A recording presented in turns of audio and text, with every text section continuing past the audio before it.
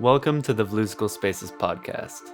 My name is Nico Holloman, and today my friend Jaren and I are interviewing Sam Willis, who is one of our instructors at Point Blank Music School in London. Sam taught us production analysis, which was by far one of my favorite modules that I took throughout my entire university experience.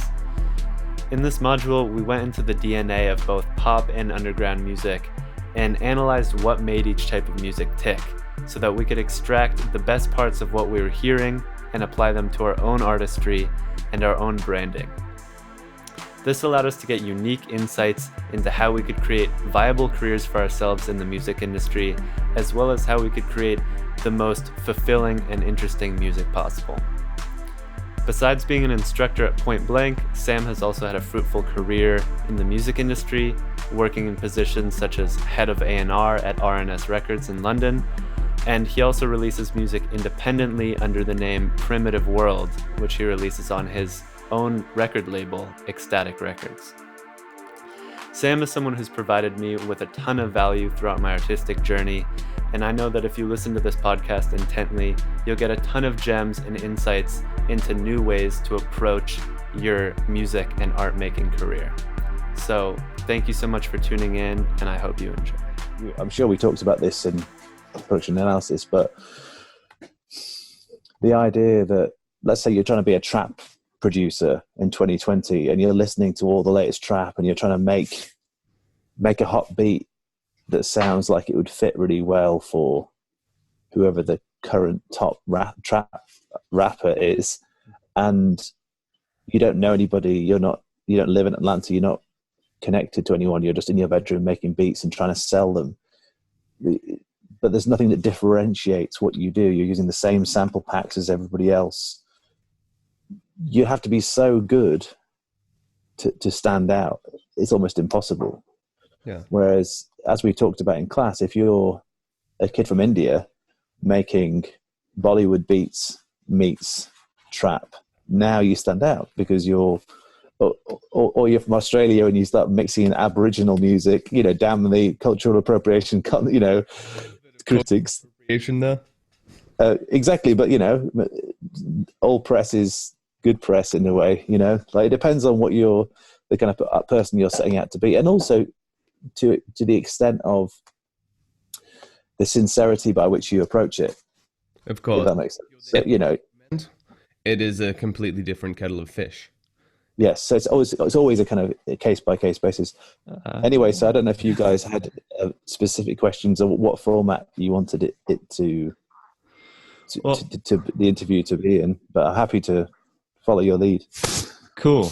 Yeah, I mean, I'm happy to keep it super free-flowing, and it doesn't have to be too structured, because I know we can all talk for days and nerd out about stuff. But what you just brought up, I found interesting, because the whole idea of what you were pointing to in class with looking towards what's unique to us and our backgrounds and incorporating that into our music was one of the most inspiring and one of the most controversial points amongst people that I've spoken to that were in the class or that heard about it. Because one of the points that I think it'd be interesting to hear your take on is, for example, if someone is from India and they're looking to incorporate themselves into the rap scene for continuity's sake, what if they grew up in India but they had absolutely no connection to Bollywood or sort of ragas and stuff like that, and they actually grew up listening to blues, or they grew up listening to rap music or dance music of the modern age? Then what would you say to someone who feels like it feels like they'd be sort of stereotyping themselves moving into something that is associated with their culture but not actually natural to them? So I would say it all depends on what their expectations for their music are. So if they're happy just making their music for themselves, doing exactly what they want, it's everyone's creative prerogative to do whatever they like. So, and on that point, if they were making the music they wanted to make in India with Indian vocalists on it, then maybe we have something that is actually now interesting, because you have a sound that is maybe not available locally, but then refracted. So let's say for argument's sake, this person was really into Dr. Dre, and they did Dr. Dre style beat, or say like G-funk beats, but with an Indian rapper rapping in Hindi over it. That's interesting now, because they're working within, they're not supplying it, but the vocalist is. Does that make sense? So again, it's about the end. I guess what I'm sort of trying to get at is, what is the end product, and what is the consumer of that, the listener, experiencing?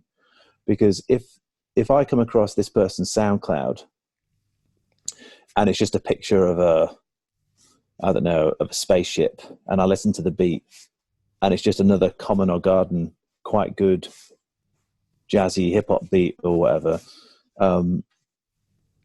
as I said before, that has to be so good to stand out, because there's a lot of other music like that.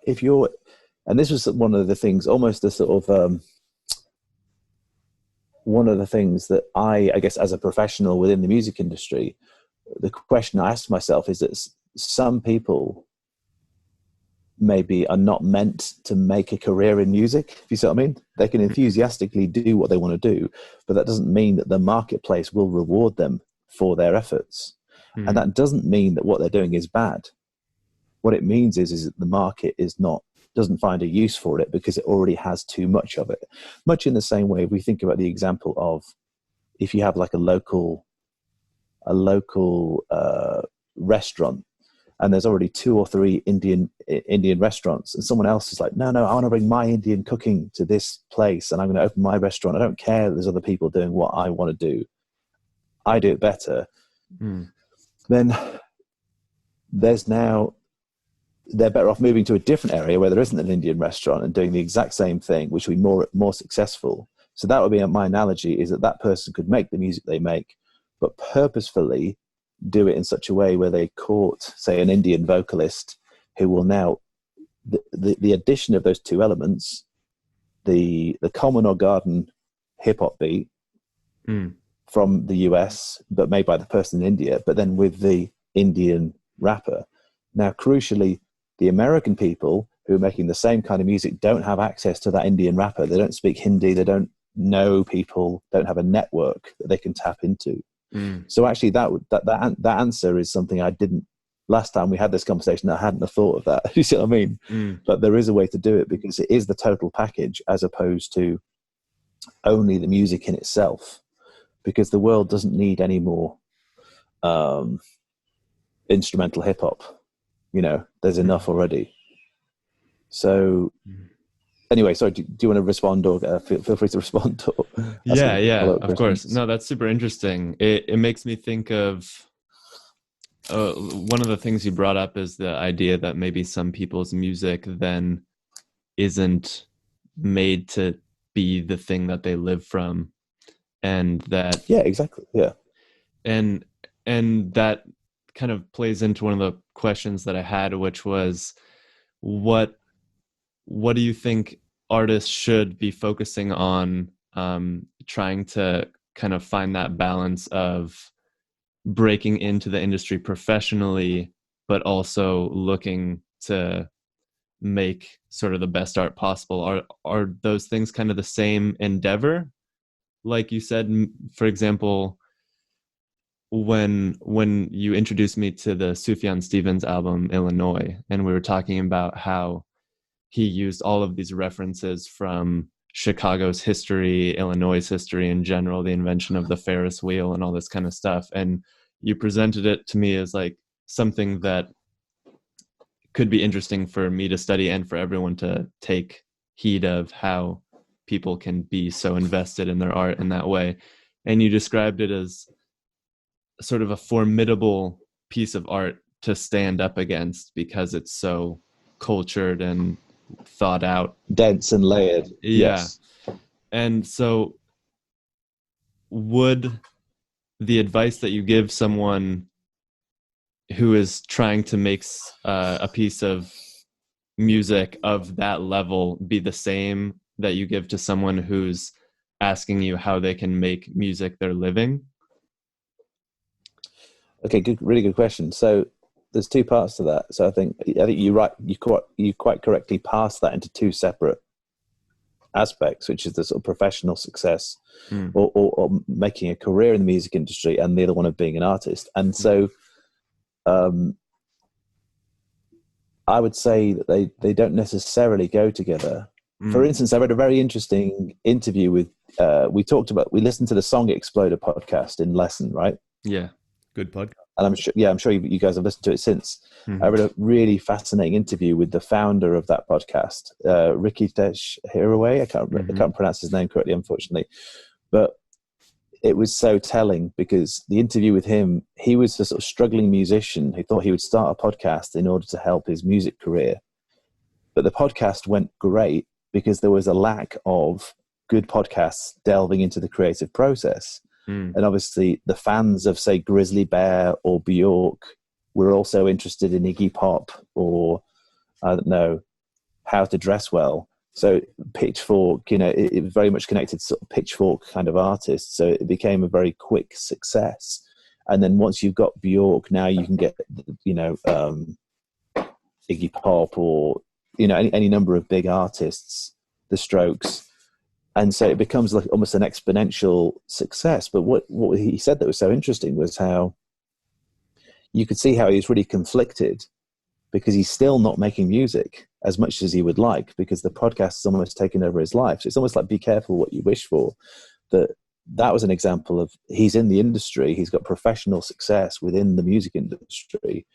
But he's like, but all these amazing artists who I'm interviewing, but I want to be them. I don't want to be this guy, this side of the table doing the interview. I'm doing this to sort of get my name out there. But no one knows him as Rikitesh Hiraway, the artist. They know him as the Song Exploder guy. So it's a real cultural cliche, like the actor or the musician who works as a waiter or waitress or works behind a bar. But I've really come to realize that there's something to that. We're doing something which almost allows you to not have to exhaust your creative passion, if you like, through something that is connected, is actually sort of helps, well, and this is just by supposition, I haven't done this myself, but can help you to focus on why it is you're doing that job. You have the flexibility to be able to take gigs, to live your life and give the sort of proper chance, if you like, of pursuing being an artist as opposed to pursuing both a career in the industry as well as trying to be an artist at the same time. You're so able to separate both worlds. Exactly, because you work in a bar and you hang out with your friends, you get free drinks, you're kind of, and if you're an actor or an actress, you're kind of like watching the world around you. You're kind of like observing behavior, couples arguing. Do you see what I mean? You're kind of, there's always possibilities, living life to absorb and integrate into your creative process, rather than, no, I must work somehow in the industry, whether it's in a studio or whatever. And I've certainly encountered this in my career of sort of toying with the idea of, maybe I should try and get into like doing film and TV stuff, or maybe I should try and become a mix engineer. But you're then competing with other people who only want to become a mix engineer, or who studied as a composer and are working flat out on becoming a film and TV composer. So my advice for the person who wants to be an artist is, say with the Sufjan Stevens example you mentioned before, I would say the advice I would change going back is that, knowing the conversation that you and I had, is like, look where he started. Don't dive in at, the apex of, I showed that to make a point. But then where did he start and what was the beginning of that? He maybe built up to it. In the same way, you don't look at a professional athlete running a marathon and go, I want to do that. You kind of know you need to train. You need to start, a program that will take many years to build you up to the level where you're able to do that. And also, some people are just a once in a generation talent, that they have the, all of those abilities and maybe are perhaps OCD, borderline, you know what I mean, obsessive personalities who are not able to function normally, if that makes sense. Whether it's in mathematicians, physicians, you know, people who work in physics. So I think it can be helpful to look at others, and something like that Sufjan Stevens album, I think, is a great benchmark to show you don't have to go that far, but if he's done that, then what could you do? He almost as an incentivizer to sort of show you what's possible. And if you don't know what's possible, then you can't get anywhere close to it. And that, I think, is one of the great problems facing young artists today, is the limited exposure they have to genuinely great art, you know, looking back. So if you look back at like Led Zeppelin's best work or Kate Bush, you know, that's much more instructive. If you want to be the next Drake, just studying Drake albums is going to mean you're going to be a copy of Drake. Whereas if you're looking at like Peter Gabriel and Kate Bush and you know, Sgt. Pepper's by the Beatles, but then remembering that you're a hip hop artist or a trap artist, expanding your worldview can then mean that the influences that bleed into what you make when you sit down to create can be a lot richer and more unique.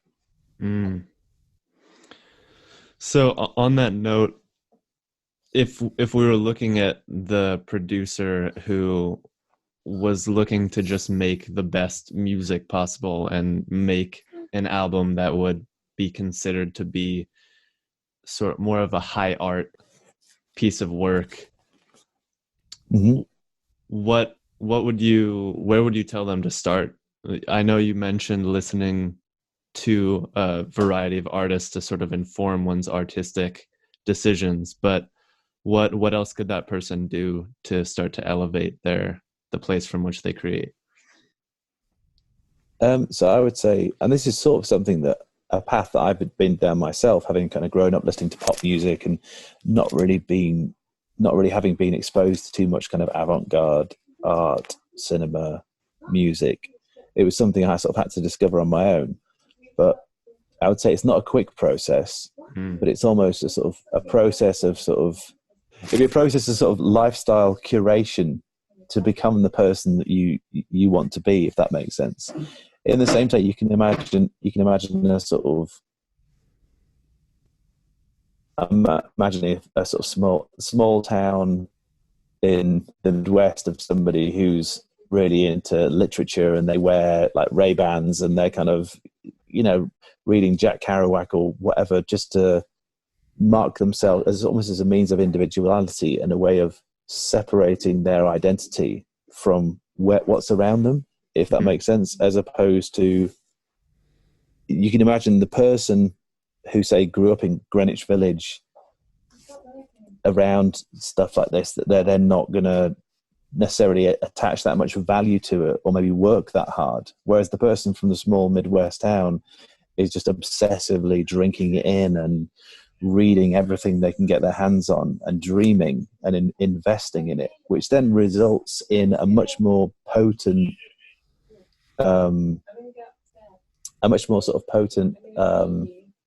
distillation when it comes to creating something. So I think it really has to be quite an aggressive program of like, right, I'm going to spend all my time listening to the best works in my chosen area. Because again, the specifics would depend on the kind of artist that we were talking about. So if we were talking about, you know, wanting to get into, I'm trying to think what would be, but just looking at looking at avant-garde cinema, avant-garde music. So if it was music like Musique Concrète, you know, the DIY music of the 80s in the sort of home taping explosion. So all this kind of really almost like outsider musical art, if you like. The stuff without any rules, where it's going to depend on the individual, but going back and reading, researching stuff from previous eras is always going to yield more fruitful influence, possibly sample material. And again, it's not just something to do for some abstract idea. There can be sort of songs that could be covered, or chunks of music to sample, melodies to steal, and reference. So if you think about Nas making Made You Look, sampling the Apache break and then bringing that into his music, that was a reference to an iconic piece of breakbeat music that was used within the hip-hop block parties. So that's a big part of music culture, is understanding the history of where your music's come from, where your music's come from, and potentially bringing in different things. So what I said to you before about the idea of the Indian Snoop Dogg, so you could have the G-funk music, maybe with a sitar in it. So you had one small element musically to add to it that can then turn it into something which feels really fresh. And but I would agree definitely that avant-garde influence is key in terms of where pop music is now, in terms of the level of experimentation that we're hearing around us. People are hungry for new sounds, for innovation, and the market rewards innovation. So I think it's a really smart move to be thinking in those terms. But at the same time, and also because it is mind expanding in terms of, as I said before, what you will allow yourself to do creatively. So working in a more minimalist way, maybe, as opposed to if you've grown up just listening to pop music, you're thinking very maximally, and if you used to listen to EDM, you're still thinking in terms of the drop and sort of energy expansion and building a kind of really intense, almost fairground ride kind of musical experience, if that makes sense, as opposed to a much more discrete kind of minimalist, sort of flatter kind of piece of music, if that makes sense. Changing over a longest period of time.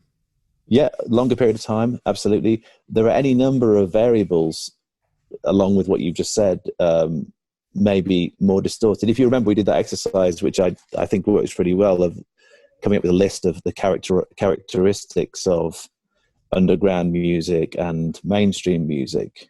Do you remember that? I do. Nico, you sent me the screen grab back. Yeah. And so I think within that, you could even think of like, right, how do I research atonal music? What music's atonal? And then go back and find Schoenberg and Webern and Berg and sampling that and bringing that into your hip hop. I think a really good formula, actually, there's a really good concise way of thinking about this, which is high culture and low culture. And one of the things that's happened now, so we talked about underground and mainstream in the class, but I think another level of that is high culture and low culture. So high culture being Jackson Pollock or the opera, Stravinsky versus the Jersey Shore, or trying to think of another example. Just cheesy stuff like romantic comedies, like American Pie, but low culture. It's maybe seen to be crass and kind of middlebrow is another word. You hear some of these sort of slightly pejorative terms, but they're also hugely successful. And David Bowie managed to combine being high and low. The Beatles, Sgt. Pepper's Lonely Hearts Club Band, it's avant-garde, but it's also low culture. So having a healthy mixture of those two things, I think, is really is an interesting goal for an artist. Where Andy Warhol, so Campbell's soup can, like the most prosaic, commonplace thing, but then screen printed by him, is now worth millions. Because he replicated it with his sort of screwing process. Marcel Duchamp taking the toilet and calling it a piece of art, conceptual art.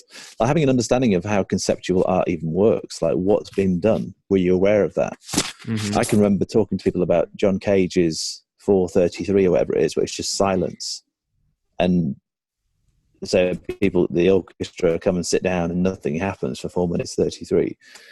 And I can remember people in class getting angry, like, that's not music. And just almost, it really rubbed them up the wrong way because their brain couldn't wrap around what the point of it was. Mm. So, but they're not the people who I would give that advice to. Yeah.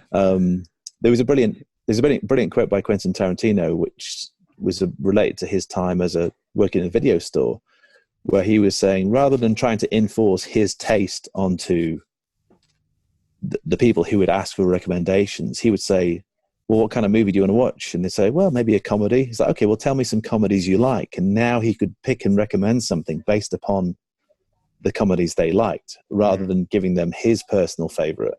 And I think that's a really interesting idea, because I've talked in the lessons about the idea of like people who are into wine. So if you're really into wine, then you probably like some quite complex flavors like tobacco and the sort of thing that the average wine drinker might find a bit disgusting, maybe even like it just tastes a bit weird to their palate because they're not ready for those kind of flavors. So a wine snob might say, oh, you must try this bottle. It's amazing. It's £60, but it's really worth it for the complexity of the flavor. And the average person might hate it and not be able to drink it. Mm. So what Tarantino gets is he's like, well, if you like fruity wine, then you need to try this because this is the best fruity wine you're going to get. Does that make sense? So musically, that's why I think that I sort of hesitate. I think you're right to, in asking that question about the category of like looking into avant-garde stuff. But it's also just, I think there needs to be an element of following your instinct and what looks good to you, what sounds good. Do you like the name Jean-Luc Godard? And you sort of think, oh, let me check out French films, and then you go really deep on that. And I think having uncommon knowledge is absolutely a benefit to any artist. If all you know is Stranger Things and Kanye and you eat at McDonald's, and you're really just middle of the road in your taste, as good as those things are, that's not a good, you're only low culture, where there's no high culture to sort of bounce off it, if that makes sense. Mm-hmm. And also you're sort of looking for ideas that you can potentially recycle and bring into the modern era. Like, I don't know if this came up in class, but there's Chiranjit Singh, the Indian, the sort of Indian composer who made acid house in the early 80s because he had a 303 and an 808. So he's an interesting example because if you know about him, again, as we mentioned before, that Indian kid who's in class who's sort of thinking, actually, you know what, this is quite cool.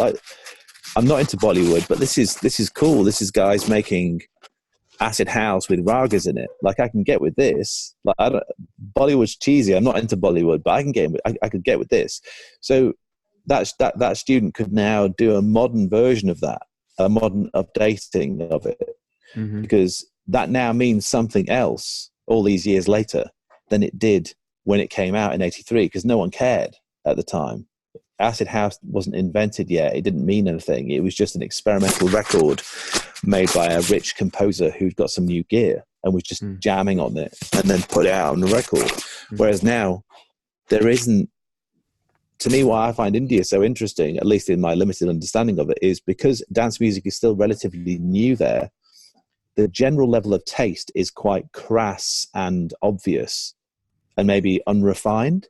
So as a result, just in terms of like EDM and like future bass, the kind of music that is, really energetic and kind of big club music, there's not a lot of sophistication as it relates to dance music there, from what I understand.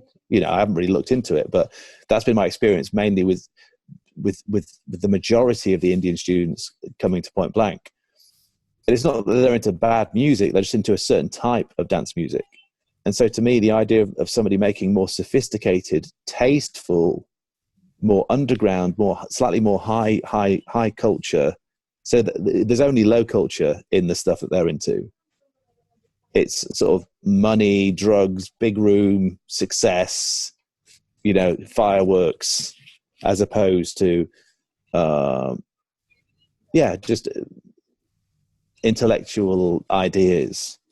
And so to me, there's an opportunity there to invert what's expected and to be in the minority.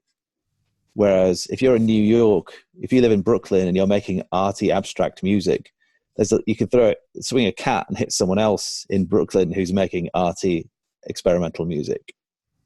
So there's a saturation of that. Where it's same thing in London. So a lot of it's to do with the context. We come back to the idea of context within which you're being judged. So how many people are there trying to be the Indian Snoop Dogg circa 1995? Do you see what I mean? It's like having a vision to bring that. I want to bring that back to the modern times. I think what might be a good example of that.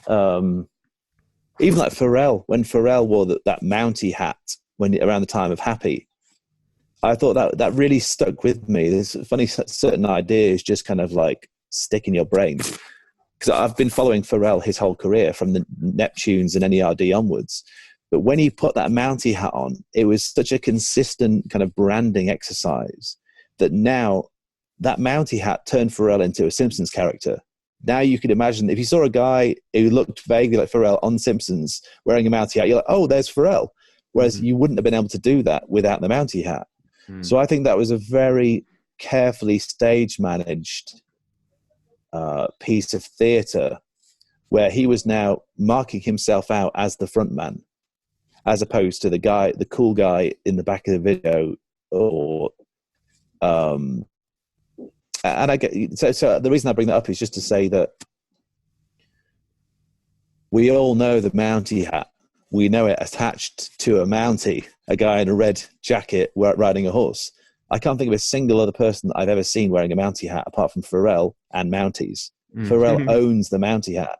So if you went to a local bar tonight and it's like a sort of singles night and there's a guy there wearing a kind of plaid shirt and a Mountie hat, you'd be like, Pharrell wannabe. Do you know what I mean? You immediately link to Pharrell, right? Totally. Unless it turned out that he actually was a Mountie and he's like, I hate that everyone thinks I'm a Pharrell copyist because, but it's unignored. You can't look the charger from my laptop. You can't ignore his influence. There's a lot of interesting stuff to consider there. Like one thing that, to sort of take it back a little bit to the beginning of what you were saying, was the sense of drive or hunger that a person needs to have to really develop this sort of artistic taste to the point where they can create works of the level like Illinois, for example.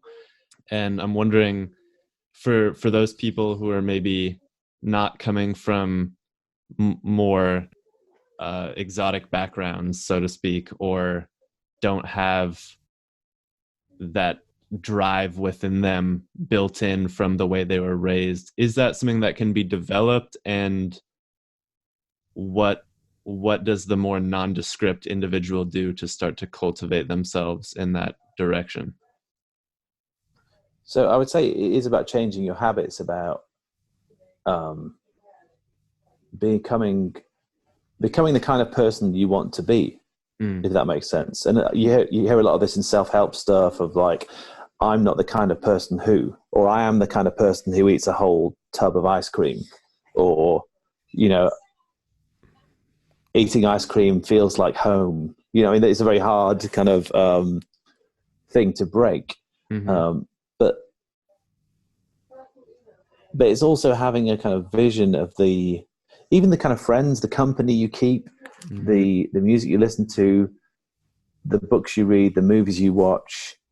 What won't work is wishing it and then just watching the latest Netflix movie that comes on, and just, does that make sense? You almost have to deliberately carve out your own unique path. And it's almost like cutting through the jungle with a machete.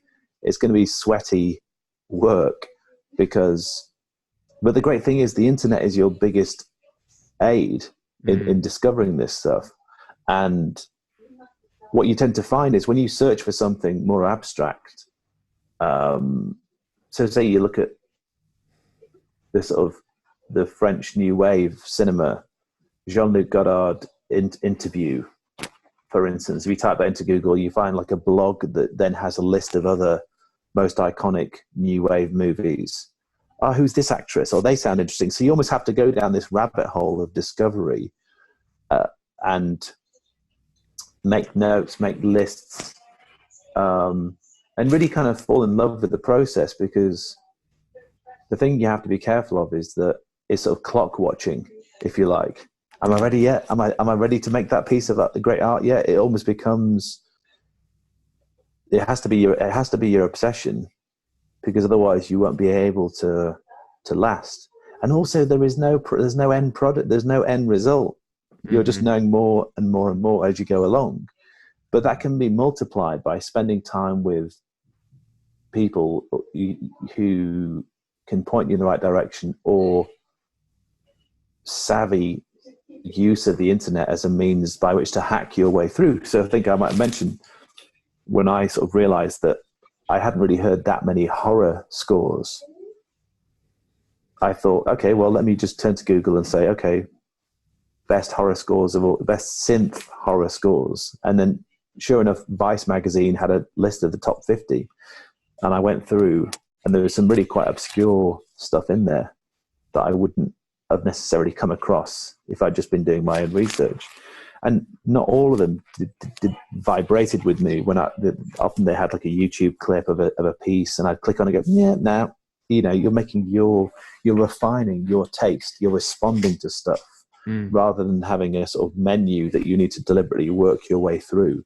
Because to me, that's the kind of yin and the yang, is that it's not something that's an entirely cerebral process. You need to allow yourself to make intuitive decisions as you go along, and just fall in love with that process of learning and growing, if you like, and talk to other people about it as well, share notes. But reading books, writing things down, almost living a bit more of a kind of old school life, if you see what I mean, I think is more conducive to developing a unique point of view, if you like, which can then potentially lead to having your own sound. Because you're now, like, if you took Paul McCartney of the 1960s and dropped him into 2020, do you see what I mean? You almost, that's, you don't want to do that specifically, but that's almost what you're looking for, is that he would have a very unique perspective. So your parents probably grew up reading some poetry, maybe, at some point. I've never really read poetry personally, but that's something that's almost like just stopped happening. So maybe you just get really into poetry, and you go back and read like Robert Browning and like E. Cummings, and, it becomes something that you personally get a lot of creative fulfillment out of.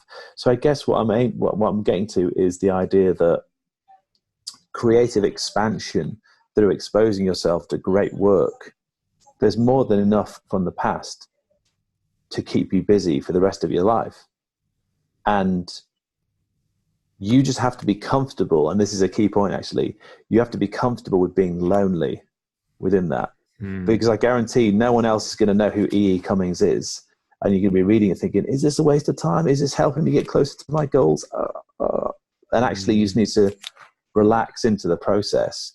And there are a lot of hours in the day that if you can retrain your brain to sort of think in this terms of like this sort of ongoing PhD research project of the avant-garde and the sort of historic perspective on things, then you're now able to return to your present day music and have a much more unique and interesting point of view. And I think almost have like a big pail full of ideas that you've kind of cultivated or collected through this kind of obscure kind of path that you then take. Whereas if all you're watching, then it's like I said, you go back to the example before, Stranger Things, the new Drake album, blah, blah. I think it sucks, blah, blah. Trying to have a hot take on doing a vlog about why the new Drake record was rubbish. It's just like, oh, it just makes me want to kill myself. People like that. Doing one of these, whoa, like the sort of Andrew Yang and all this kind of nonsense. It's so just dehumanizing and kind of, I don't know, just desperate. Of like, please click, as opposed to just have some human interactions and like, because I think this is the thing, is like where things do divert is, who do you identify with more, Tom York or Andrew Huang? Do you know what I mean? Who do you want to be? Because if you end up in the Andrew Huang side of things, then that's one path. Nothing wrong with that. But it's probably generationally, but I feel much closer to, say, like Portishead or, I don't know, Massive Attack, this like more miserable elitist perspective. And it works for me. It works for me, in terms of like how I live my life, because I think the danger of the Andrew Huang perspective is only a handful of people get to be him. So there's nothing sadder. Masses. Yeah, exactly. There's nothing sadder than being a wannabe of something else, and something that's orientated around the numbers. Because I think the people who are good at that kind of thing are, it's like Ryan's Toy Review, the biggest YouTuber in the world, where he makes billions. That was so obviously cynically started. You know what I mean? That it wasn't just like an innocent thing. It was like from the beginning, it was like okay, let's monetize our child. It's really distasteful, contrived. But they've made tons of money. Well, it contrived, and that's just my point of view. But I guess what I personally really enjoy from the Point Blank experience is conversations like this, just human interactions about creativity and art. To me, I find immensely rewarding and life-affirming in terms of how I enjoy spending my time on this planet, because it's enriching my understanding of how I approach things and hopefully helping other people, and maybe starting a kind of process in their own head of self-discovery and onward exploration, but that will only be through their own lens, their own happy accidents of things that they discover, and as you mentioned before, with their related to their identity. When you were saying before about the Indian student or potential Indian student who didn't feel connected to where they're from, whatever, I think there's potential within that to almost be like, maybe just talk to your analyst. Do you know what I mean? Of being like, oh, I don't like where I'm from. I want to be from somewhere else. I think there's a lot of psychology related to music, actually, like the complex narratives that you have in your own head about, as you say, growing up with a certain kind of music. But I might have shared this in class, I don't know, but I grew up in a very sort of disconnected way. I just listened to what I listened to, whether it be Billy Joel or Steely Dan. The Smiths, were around at the time, or, you could hit, or Oasis. But I didn't necessarily have a sense of identity as it related to music. But I think through teaching production analysis, and I think I might have said this in the lesson, but feeling actually a kind of a pull towards drum and bass or bass music as being like, this is my music. I'm from this country. This is almost my birthright. Like it's a multicultural music of something to be proud of from this country, like an innovative art form. And the idea of lineage, the idea that, yes, you can make music from a different tradition, but if you are going to do it, look, take for example, the Rolling Stones. Like Keith Richards is like a world expert on the blues. Like he is so steeped in the blues. Like he may be English, but he's a pretty damn good bluesman in terms of his understanding of where that's come from. So the danger can be you end up being a tokenistic version of that. Mm. So you might have had that experience. Well, I grew up, my dad played me a bit of blues and that's what I heard around the house. It's like, yeah, but that's not really good enough. Do you know what I mean? For the world to care that much. It's fine if you want to express yourself doing it. Does that make sense? Because again, I think where I've slightly softened my approach within the lessons is I'm slightly less kind of heated about that point, where I just try and make the case that rather than me, I think what I was doing was giving my perspective and sort of really pushing that, as opposed to saying, well, this is how the world will see this.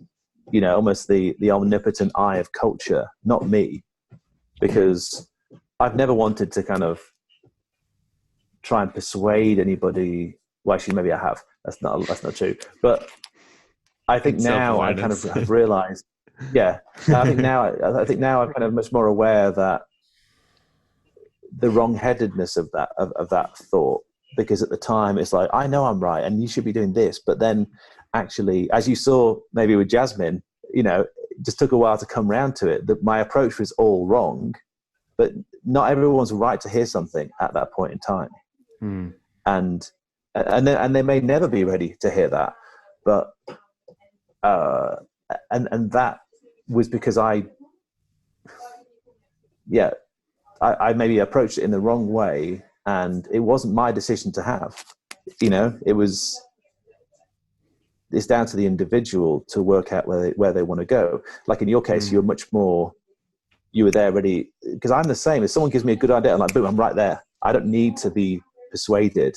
I'm like, oh, that's awesome. And sometimes that's a bad thing, because I can maybe be too easily swayed. I have been easily swayed in the past, as opposed to somebody who's a bit more kind of dogmatic and skeptical, stuck to their guns. Yeah, skeptical, and somebody who's kind of quite convinced of their own ideas, if that makes sense. So, but what was the first thing you were saying? Something. You said there's two things. The first one, can you remember? Testing. Oh Lord. So if you pull out two interesting things from what I was saying, but to go back over. Yeah. So there was the aspect of what someone who. So one of them was how someone cultivates that drive to really go after a higher art form, and then the other one was something that maybe you could share from your own personal experience, which was coming from a more nondescript background. And then how to translate that into a more high piece of art. Yeah, so I'd say, I think, you just have to have experienced that stuff and to have really sort of like lived in it and soaked it into your bones in order for that to feel authentic and truthful to you as well, not to feel tokenistic. And so that was my point as well of what you were saying before about the person being kind of grew up in the blues tradition or whatever. It's sort of saying, well, how much deep? Okay, go for it then. Show me how deep you are in the blues. Do you know what I mean? I want to learn from people. It's like, if you can't teach me about the blues, that's a problem, because I don't know that much. I know Robert Johnson, Muddy Waters, I know B.B. King and the sort of general basics, but I want to know all the rest of it. And how are you making that new? Because to my mind, I can see how some of the stuff that I come across with can maybe seem confrontational, but it's also a dose of reality, in my opinion, of potentially bursting someone's bubble of the world isn't going to care about that unless the songs are so undeniable.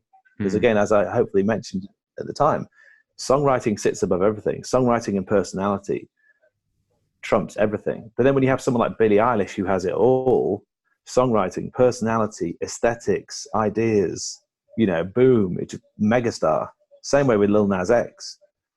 They have all of the boxes ticked. Whereas someone like Carly Rae Jepsen can have pretty much one song, which is just like a knockout, and then still be huge, but then maybe just kind of goes away a bit. Whereas I'm sure Billie Eilish, each time she puts a record out, she's going to be right up there in the conversation. So again, it depends on who you're trying to be, and also who do you get to be? Because one of the most interesting things about Billie Eilish is the fact that she has the looks of a sort of girl next door kind of pop singer, but she inverts them by dyeing her hair and wearing baggy clothes. So that's what goes back to what I was saying before about the idea of turning something on its head. You don't, in the same way we talked about the Punjabi MC, you know, the Knight Rider, the Jay-Z track, you know, the Bollywood thing where the Knight Rider sound thing comes in. We think we played it in class. Yeah, I've vaguely in the recesses of my memory, but continue. But it has the kind of Bhangra beat, the kind of, and then the kind of Hindi vocal in it, and then the Knight Rider theme kicks in halfway through it. And it was the one in class I was saying about the white van man hearing it come on Radio 1, who's like, what's this? And then Knight Rider comes in, he's like, oh, okay. You know, now he's like, okay, it's for me now, right? So he gets it, that it's, he's allowed to listen to that. Because otherwise he's thinking, who's hijacked my radio station? It's like a Bhangra kind of Indian dance piece of dance music with someone wailing in Hindi over the top. And he's thinking, I'm white van man with my copy of The Sun rolled up. This isn't for me. Do you know what I mean? Where's the Kaiser Chiefs? But then as soon as that Knight Rider beat kicks in, he's like, oh, okay, I'm in now. I get it. I'm allowed to like this. And I find those kind of cultural associations so fascinating. And that's at the heart of the success of Old Town Road, is the thing that he managed to sort of, to use the sort of Ghostbusters parlance, sort of cross the streams where country and trap never should meet. And he managed to pull it off. So they multiplied each other and became the biggest song in the world. Because now rednecks who may be a borderline racist could now listen to a trap song because Billy Ray Cyrus gave them permission, and vice versa, where black people in Atlanta who maybe didn't listen to country could go, actually, you know what, there's something to this kind of attitude, and the kind of, they were allowed to. So Lil Nas X brought those two different, very, you know, opposing camps, musical camps together. And through inversion, these shouldn't go together. In the same way we talked in class about like Rednecks, Cotton Eye Joe, or taking like a hoedown, you know, 100-year-old piece of hoedown music, and then combining it with like hard dance, or like Scatman John, you know, scat with hard dance, anything plus hard dance, you know. So the point being that both of those examples, so Scatman John and Rednecks, are kind of horrendously embarrassing pieces of music that you expect to hear at a wedding, and you're just like, oh, you know, your parents are dancing to it or something. You're like, Cotton Eye Joe comes on, but they're also massive records. So Lil Nas X managed to pull it off in a way that's cool, but it is something to aim for, in my opinion, if you're going for something that is both high and low, if you like. It's you know, so it's definitely low and low in a way, that Cotton Eye Joe, in that it's sort of very broad standard rather than something kind of. Bob Dylan is an example, I guess, of like bringing the two together, in that folk music was very sort of not low culture, but actually, well, I suppose it is, in that it's sort of like music of the people, but combined with sort of like high literature. Yeah, what's that? Electric music. Yes, exactly. And then, well, exactly. So I wasn't thinking of that, but that's a great point. Yeah, he then went on to innovate and do something which was the least expected thing at the time. In the same way that sampling. Exactly. So he annoyed people, but then he gained a new audience, and history has shown him to be correct. So it's about staying ahead of the curve. Radiohead have done the same thing. Like Muse will continue to do what they do for the audience that Radiohead left behind. So does that make sense? So again, it all depends on the kind of artist that you want to be. And ultimately, to be fair to Muse, I think they kind of found their own way after a while. But there was a moment there, it's like, but that guy just sounds just like Tom York, you know? And they could just hoover up the Radiohead fans who got put off by their experimentation. So I don't know, I would say it's all about the process of becoming, basically. And what are you becoming? There isn't a formula for that, because it takes too long. It's like a tree. You don't get to watch a tree grow. it happens without you noticing. And I think a lot of this almost comes back to the idea of spirituality, or sort of like Buddhism or whatever, where you're planting seeds. You want the tree to grow, but it might take 5-10 years. And I'm still learning now, and decades on, and thank God, because otherwise you'd be dead or giving up. Because if you feel like you've reached the end of something, then there needs to be a new chapter which takes you somewhere else. Of course. And whether other people agree with you or not, the work is the end result is the byproduct of the life that you're living day to day. That's a good one, right? But it is, though. Yeah. And I've certainly found that myself. Like, there is definitely a feeling of kind of, not remorse exactly, but when you come to the end of a project, you're like, oh, I've got to start with the blank page again now. It's a new thing. Because it's almost like you... Better. Well, yeah, there's an element of that, but it's more... I certainly have done this where I've gone back and listened to something like my last record, and it's been long enough, I've forgotten how I did it. And and I can feel the hours and the days that had gone into that, but I can't work out how I did it. And you can't, because I can't figure it out, I find it slightly kind of worrying, because again, now that's projected into the future is all this work that needs to happen to get to that place again. But then at the same time, that's me looking at it the wrong way. It's like the classic thing of like the journey of 1,000 miles begins with a single step. If you're counting every step, it's going to take a long time. But if you just get on with it and kind of continue, and to be fair, kind of continue to, so to your original question, Nico, you sort of continue to check in with yourself. Like, right, am I on track? What am I doing? Have I fallen back into old habits? Or have I slipped off my program of becoming this other person? Then that's definitely something to do. But I really feel like a lot of this is a trick of the mind. If you can convince yourself that you genuinely are in it for the process of becoming and growing and being excited about learning and getting better and smarter, then, and also being prepared. The other thing is being prepared to make sacrifices, because I think one of the biggest things facing you young people is how many demands there are on your time. Oh, there's a new, like I'm playing a lot of Legend of Zelda Breath of the Wild with my son, and nice. It's fantastic. Yeah. But how could that time be spent? Obviously I love playing with him, but while you're young and you have less dependence, and now is the time you should be burning through reading books, and like also, say in your guys' case, listening to vinyl, have a good sound system, not just be listening on Spotify, because this is one piece of advice I would definitely give, I don't hear enough, is making sure that you're listening to, so maybe getting Tidal, like listening to full quality CD, lossless music. I was actually listening to a FLAC. Oh, T-Cat, no. We've got there's a cat that keeps invading. He's very brazenly eating our cat's food, who just sort of strolling around. Sorry, Jaron, you were saying you were listening to a FLAC. Yeah, I was listening to Sibelius's violin concerto on FLAC last night, and it was ridiculous, the sonic depth that you actually get from it. Yeah.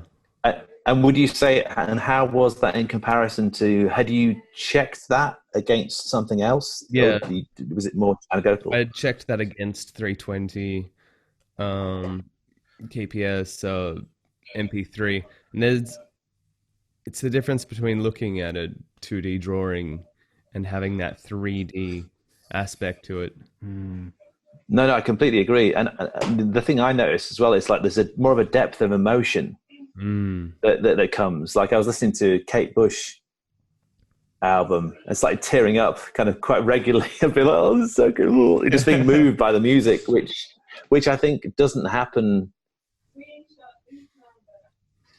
When you listen to Spotify, you just kind of like, oh yeah, it's really good. But you don't get that, just that sort of swelling feeling in your breast that can happen I think, with full quality music. And I would say again that vinyl is tricky, because if you've got a really good piece of vinyl, with classical stuff, obviously they're quite long sides with small grooves, so they don't necessarily sound as good as maybe like a FLAC, like you said.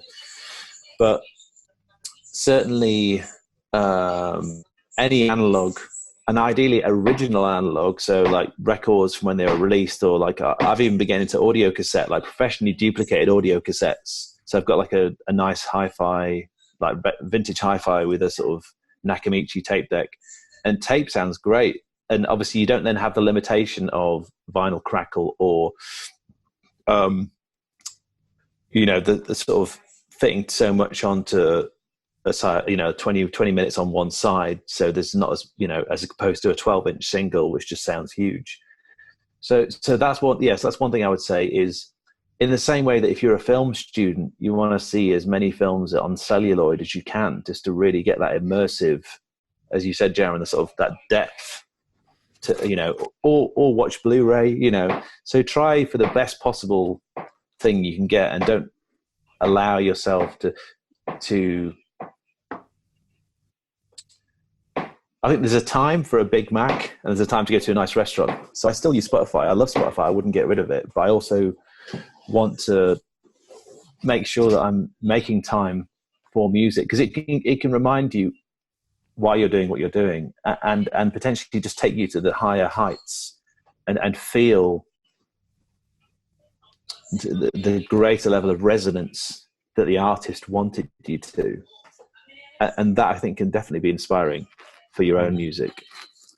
So whether that involves, buying like a sort of, like I think I might have brought into lesson, like a sort of Sony Walkman, which can play FLACs, having a dedicated music player that you can maybe leave your phone at home and go for a walk, or go for a run with your music player filled with FLACs. So you're going to ask a question, Nico? And just taking it back to what you were saying about enjoying the process and really immersing oneself in the idea that this is a journey and not just a quick endeavor. It's not a sprint, it's a marathon. Something that's interesting that I've definitely dealt with, that I'm sure some people, maybe even you guys, can relate to, is in the pursuit of trying to make something great, like for example, some sort of album that really captures where I'm from and has all of these interesting samples from field recordings and musicians from the area coming to collaborate and things of that nature. It can almost feel like, in having such a high pursuit, it's easy to not create anything or get a little bit frozen, because the target is so high. So then it's like, I don't even want to really sit down to create, because if I don't make something awesome, it's not even worth the time. And I'm wondering, yes, have you experienced that, and how do you deal with that? Okay, so that's a great question. And what I would say to that is, it sounds like you're trying to, to use this sort of Tony Robbins phrase, like trying to eat the whale in one bite, rather than realizing that. And I really commend your ambition from what you described. That sounds awesome. But I think the danger can be that you can also build as you say, build a level of expectation on yourself, that I've got to hit these high highs, and if you don't, then it's just a failure. But I think it's possible to do both, to sort of have a level of ambition, but it will take time. And maybe what you need to do is to think about first and foremost, coming up with as many ideas as possible. So I wonder whether you've overshot where you need to be, if that makes sense. And this is something I've been really working on recently myself, is the idea of a sort of hierarchical process by which ideas advance through.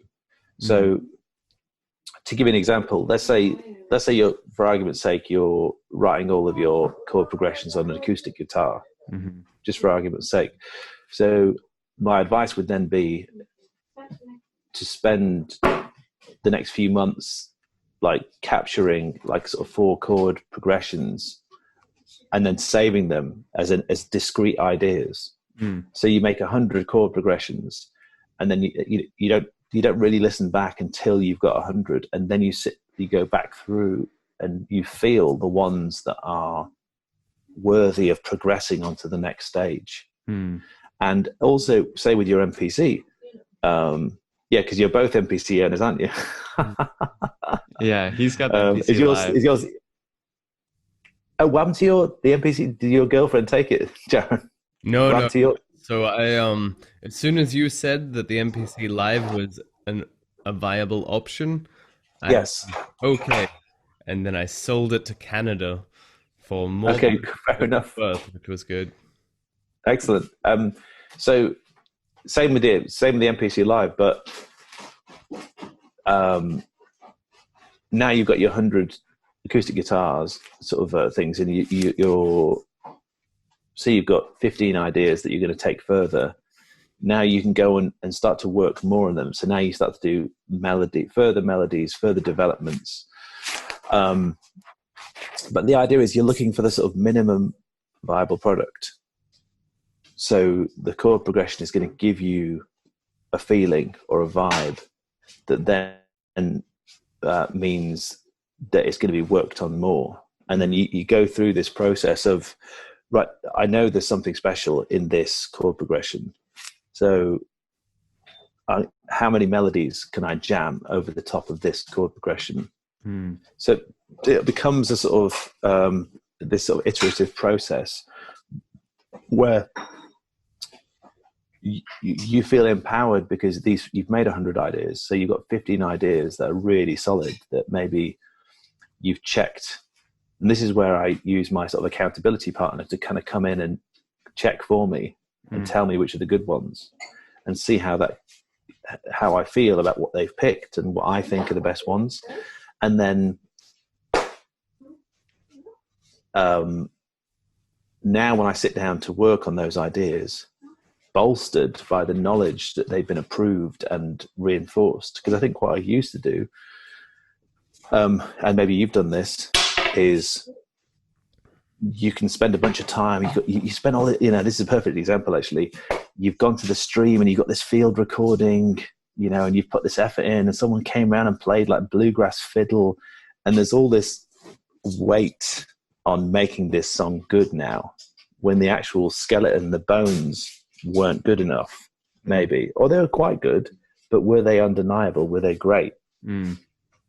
So it's almost like moving towards greatness through a kind of iterative process. And Stephen, who's my friend, my sort of accountability partner, he's somebody who's sort of gone through a process just like the one you described, funnily enough, about having perfectionism and like nothing being good enough, and struggling to get anything done. And as a result, he kind of came up with this very sort of rules-based process. Where it's like, right, I'm going to sit down and in half an hour, I'm going to make 5 bass lines on this one piece of gear. So in your case, it might be like, I'm going to write 5 beats on the MPC in the next half an hour. Because if he didn't have that very specific goal-orientated thing for the session, he wouldn't do anything. Or he would struggle to do anything. And as soon as he reduced it down to these sort of small chunks, he found that he could get things done. Then when you bring all this stuff together, he was now able to assemble really good ideas over a period of time, rather than and to me, this is quite a revolutionary concept, as opposed to the idea of, well, I'm sure when Tom York sits down, it just flows out of him. And he writes Paranoid Android. And it just comes out of him like that, like magic. And I'm rubbish because it doesn't happen for me like that. But you also, I'm sure you both have heard this, it's like that idea of like, get the bad ideas out so you can get to the good ideas. So when you start to detach from whether the idea is any good or not, and you're just getting down a crappy idea today. Oh, hang on a minute. That's actually quite good. Oh, wow. That's really good. but I was intending to do a crappy idea. And through that sort of non-attachment, better ideas will inevitably come. And I remember reading or seeing, there's a famous fiction author called Ray Bradbury, and he was giving a sort of commencement address to students who wanted to be writers. I'm not sure if it was an English literature course or something like that. And he was sort of begged them all, was like, please don't write a novel. There's like, I'm asking you all, write short stories. Because he had done that. He was very famous for writing short stories. He'd written some novels, but he said, if you write a short story every month, that's 52 short stories in a year. And I guarantee you at least 5 of them will be good. Whereas if you do one novel and you're plowing away on it, then you can lose your way, you can get disaffected. So where that doesn't apply to an album, songs are like short stories. Okay. Yeah. So you're kind of working to, so the equivalent example of that would be, what's an idea for a story? Okay. How about an alien bank robbing heist? Do you know what I mean? Or even there was that film Bright, you know, the film Bright, which was like Will Smith, where it's like LA, but there's orcs and wizards. So it's like a cop buddy movie, but the buddy is an orc. Nice. So Will Smith plays, it's like Bad Boys. But, so it's basically what they call like a high constant. I think it's not supposed to be a particularly good movie, but the idea that it's like a classic. How many times have we seen LA cop movie? And obviously Will Smith is kind of, you know, Bad Boys, etc.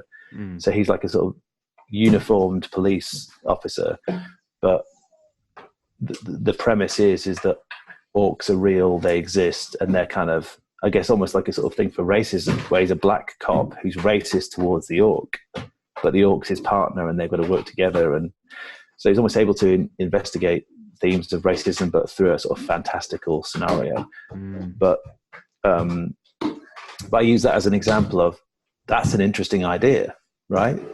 That is, so yeah. What with your so you might do that in your case with song ideas, so a song about the old mine or a song about Jack Kerouac, and then you can kind of always collect the ideas as they relate to it. But crucially, you want to have, and this is another thing from Stephen actually, it's like you want to have so many things to work with so that you're collaging with an abundance of ideas.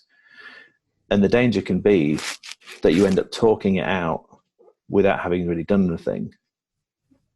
You know what I mean? Like, because it feels great to go and speak to a local musician and say, hey, I'm doing this project. Do you know Sufjan Stevens? I'm going to do something like that. And why don't you come in and play something? But then if you don't have a sound thing for them to work on, and also as well, you don't need that local musician yet. You need to play everything to get you to the point where they can come in and improve it. Does that make sense? Rather than have them come in and do it for you. Because the thing, to go back to what I was saying before about my own work, like listening back to it, I can feel the sweat that went into it.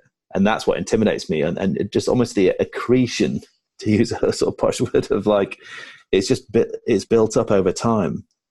Like you can feel that depth. Like if you watch a Wes Anderson movie, it's like so much time has gone into that. Every detail, the carpet, the doorbell, the cuff links, it's all been thought out, you know? And to me, that's the sort of art that, or if you read an interview, Portishead talking about their stuff, they've thought so much about it. Like, in fact, Beck is another really good one where when he did his album, The Information, with Nigel Godrich, they were like, let's sample some breakbeats for this. And they thought, but we'll make our own breakbeats. So they went to a studio, recorded someone playing drums, produced, mixed it, pressed it to vinyl, and then sampled it for use on the Information record. Like, how insane is that? Yeah. They didn't have to do that. They could have just cleared a breakbeat, but they had a great time doing it because they're always like, hey, let's hang out in the studio and do this. So if they were doing that, they didn't do it just to say it. They were like, I've always wanted to do that. You know, let's do our own breakbeat record. Does that make sense? And so what's your equivalent of that but they're master level artists. And that's the thing you have to be careful of, say, with the Sufjan Stevens thing, is that by the time they got to that stage, they'd had so much time, so much practice that you can't really go in at that level. So you shouldn't hold yourself to quite that level. And also, the thing you must remember with Sufjan Stevens is like the killer melodies. Like I never listened to the lyrics. Like I knew none of that stuff. And I was obsessed with that record because the melodies were so unbelievably beautiful and kind of hooky and catchy, and he's got such a great voice. So he's just really is a once in a generation talent of just like, and then you add all that on top and you're just like, this guy is just, but he's not a bigger star because his music's too complicated for most people. Like the sort of time signature changes and just the ambition, but he's also the kind of person who gets commissioned by MoMA to write an opera or something like that. Do you know what I mean? Where because he is like super respected and also very private. Because that's the other thing. Like, do you want to be a star? Do you want to be like out in front of the camera? Like he doesn't. He does it when he needs to, but then he just vanishes and he's off burrowing away, working on his next masterpiece. And you sometimes, and this is why reading interviews with real artists, whether it be like David Byrne from Talking Heads or like Patti Smith, this stuff can feed your soul in terms of thinking about, if you want to be a real artist, then don't read interviews with Metro Boomin. Do you know what I mean? Read interviews with David Byrne or Tom York, because they have a different way of looking at the world. And that's not to criticize Metro Boomin, but if this is the danger, I think, of the sort of the whole type beat kind of thing of like, he's had to make a sort of young, lean type beat. It's like, to me, the internet's a very dangerous place because if you don't know what you're looking for, you can, it's almost like, you know, the famous thing is in Greek myth, like the sirens lulling you onto the rocks. Like, I can help you sell your beats. You know, why Spotify? Why you're not getting paid for your plays? How to get more audience for your music? It's like, well, how about making some really good music? But then what even is really good music? This is the thing. This is why I think that Point Blank really has something to offer in terms of that boutique, bespoke experience that students coming, if they're savvy, can get. If they just sleepwalk through it, it's not going to be much more help than just looking stuff up on YouTube. But I think you guys both definitely had this and have this of an inquisitive mind, a curiosity to respond to ideas and then respond with questions and to your own investigations. That where are you going to be in, you know, a few years' time? That, you know, I'm sure, you know, a really good place, because it's the accumulation of all this sort of stuff, like taking these thoughts and ideas and moving forward with it. And actually, it's one thing that I will say is even my module production analysis is a work in progress, because I've presented students with what I believe to be genuinely viable careers, and it hasn't worked, or they haven't followed it through. So it's the classic thing of you can lead a horse to water, but you can't make it drink. But then there's an element too, and that's even students who are into the idea and who want to do it, you know? Because I had an Indian student who we've been talking, it may still happen, but I actually had him make Chiranjit Singh type music, almost at my instigation, because he did a track in the style of Chiranjit Singh. And I thought, well, if you can do this and do it well, I will happily release that on my label. I think that would be awesome. And we went back and forth, and it's still kind of ongoing, but it's kind of gone a bit quiet. But ultimately, I couldn't do it all for him. And he did do some good work, but it needs to be of a quality for me to release it on my own label, if that makes sense. So there is a limit to how far I think one can help another individual. It really is down to each individual to sort of find their own truth, if you like, and to find their own. So like in your example, Jaron, like with your classical training and stuff, it's sort of, this is the thing I always come back to, is that if someone's invested a significant portion of their life in doing something hard, that should probably be incorporated into what they do in some, at least in some capacity, where you can feel that effort, if that makes sense.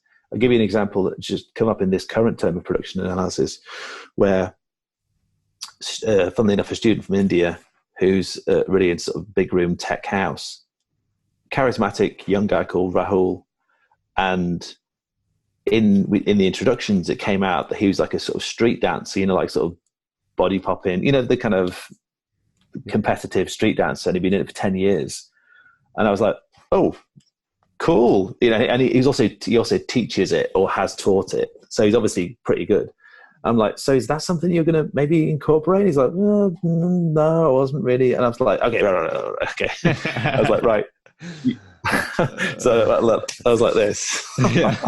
but so what I said to him is like, right, you should be called Pop and Lock, you know? So imagine now like tech house duo where you're dancing behind the decks. So you now have this kind of like street dance DJ experience, because we all know tech house is filled with heterosexual white men who are completely unphotogenic, who aren't very good, aren't very charismatic. Even Avicii, just like, you know what I mean? It's awful. You know, they're studio rats who have no real, for the most part, 90%. So that's where Skrillex is obviously like rock star, nerd rock star. So in this guy's case, he wasn't thinking of using that. I'm like, look, you should build your whole thing around that, because he did want to be a big star. And he's kind of young and handsome and kind of obviously can dance. So, and I was like, you should now go fishing for a duo partner, maybe find a female singer or another dancer to sort of build Pop and Lock, or find a better name. But does that make sense? So that was an example of something that I hadn't come across before. And funnily enough, just as an exercise, I was like, okay, let's go and look. Said there's an artist called Don Diablo, who is the guy he was into. So I said, okay, let's go to like fans also like on Spotify, Don Diablo. And then it was just like a rogues gallery of like heterosexual white men with a variety of different backgrounds. And I was like, oh my God, this is worse than I even thought. And there was these two guys called Lucas and Steve. And I was just like, Lucas and Steve, oh my God. Like somebody had pushed them up against the wall of the club. And so dance music is the one place, so big room dance music is the one place where the bar is so low. But that's an example of what I was saying before about it's all about the songs. So if Lucas and Steve can write a massive anthem, no one gives a shit if they look like two sides of beef. They wrote that big track. Does that make sense? Yeah. So, and sure enough, the top track, 138 million plays on their song, was a tech house cover version of Aha, Take On Me. Right? So these guys, so what was really instructive to me of just seeing that was like, these guys have no shame. They're like, right, what's one of the biggest melodies in the world? Aha, Take On Me. Bang, let's use that. Just clear the desk. We're doing this. This is going to be massive. And what I found to be so interesting about that was they had no qualms whatsoever. Do you know what I mean? Gleefully going straight for the jugular. There's no kind of fretting about being an artist. Do you see what I mean? That's the opposite end of what you're talking about, Nico. It's like, right, either do that or do this. Do you know what I mean? It's either Sufjan or that, because everything in the middle just goes whoosh and falls through. Right. It's the opposite ends of what people are interested in. And also there's a utility to what they do. It's like, that's going to get played in big raves with like 20,000 people going, you know? And this is even that you know, if I look at my own music, it's kind of dancey, kind of ambient. It's kind of a number of things, but it's not really super specific about what you should do with it, you know? So I do occasionally look at my own music and think about this stuff, but I think that's one of the reasons why dance music's still around, is because it has a utility to it, you know? People can use it in mixes, and the really good ones, not only are they used in mixes, but they're played on radio shows. Because if you're going to listen to a radio show that's not say a dance show that's not a super specialist dance show, then you want melody, you want vocals, you want hooks, and people are going to end up playing the ones that, because it's commercial dance, maybe that reinterpret something like Aha, Take On Me in an interesting way. Because now it's not really about Lucas and Steve. It's about giving the gift of this melody. So you almost have to play it. If you're a cheesy big room tech house DJ, you sort of roll your eyes to it. It's like, okay, everyone's asking me to play that track, bloody Lucas and Steve. They're making me play it because it's an anthem, and like grandma's gonna dance, mum and dad are gonna dance. It's like you hear that thing about Tiesto. 3 generations go to dance to Tiesto at his concerts. That kind of thing, that's what they're listening to. Does that make sense? Totally. So they're sort of, it's designed for a very specific purpose. And I think actually, this is the first time I've had this thought actually, the danger of the sort of coolification of stuff like Travis Scott. Like Travis Scott is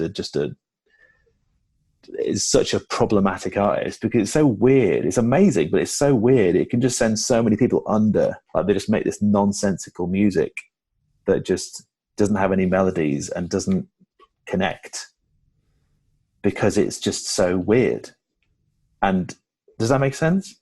Can you elaborate on that? I mean, because I'm not quite sure what you mean.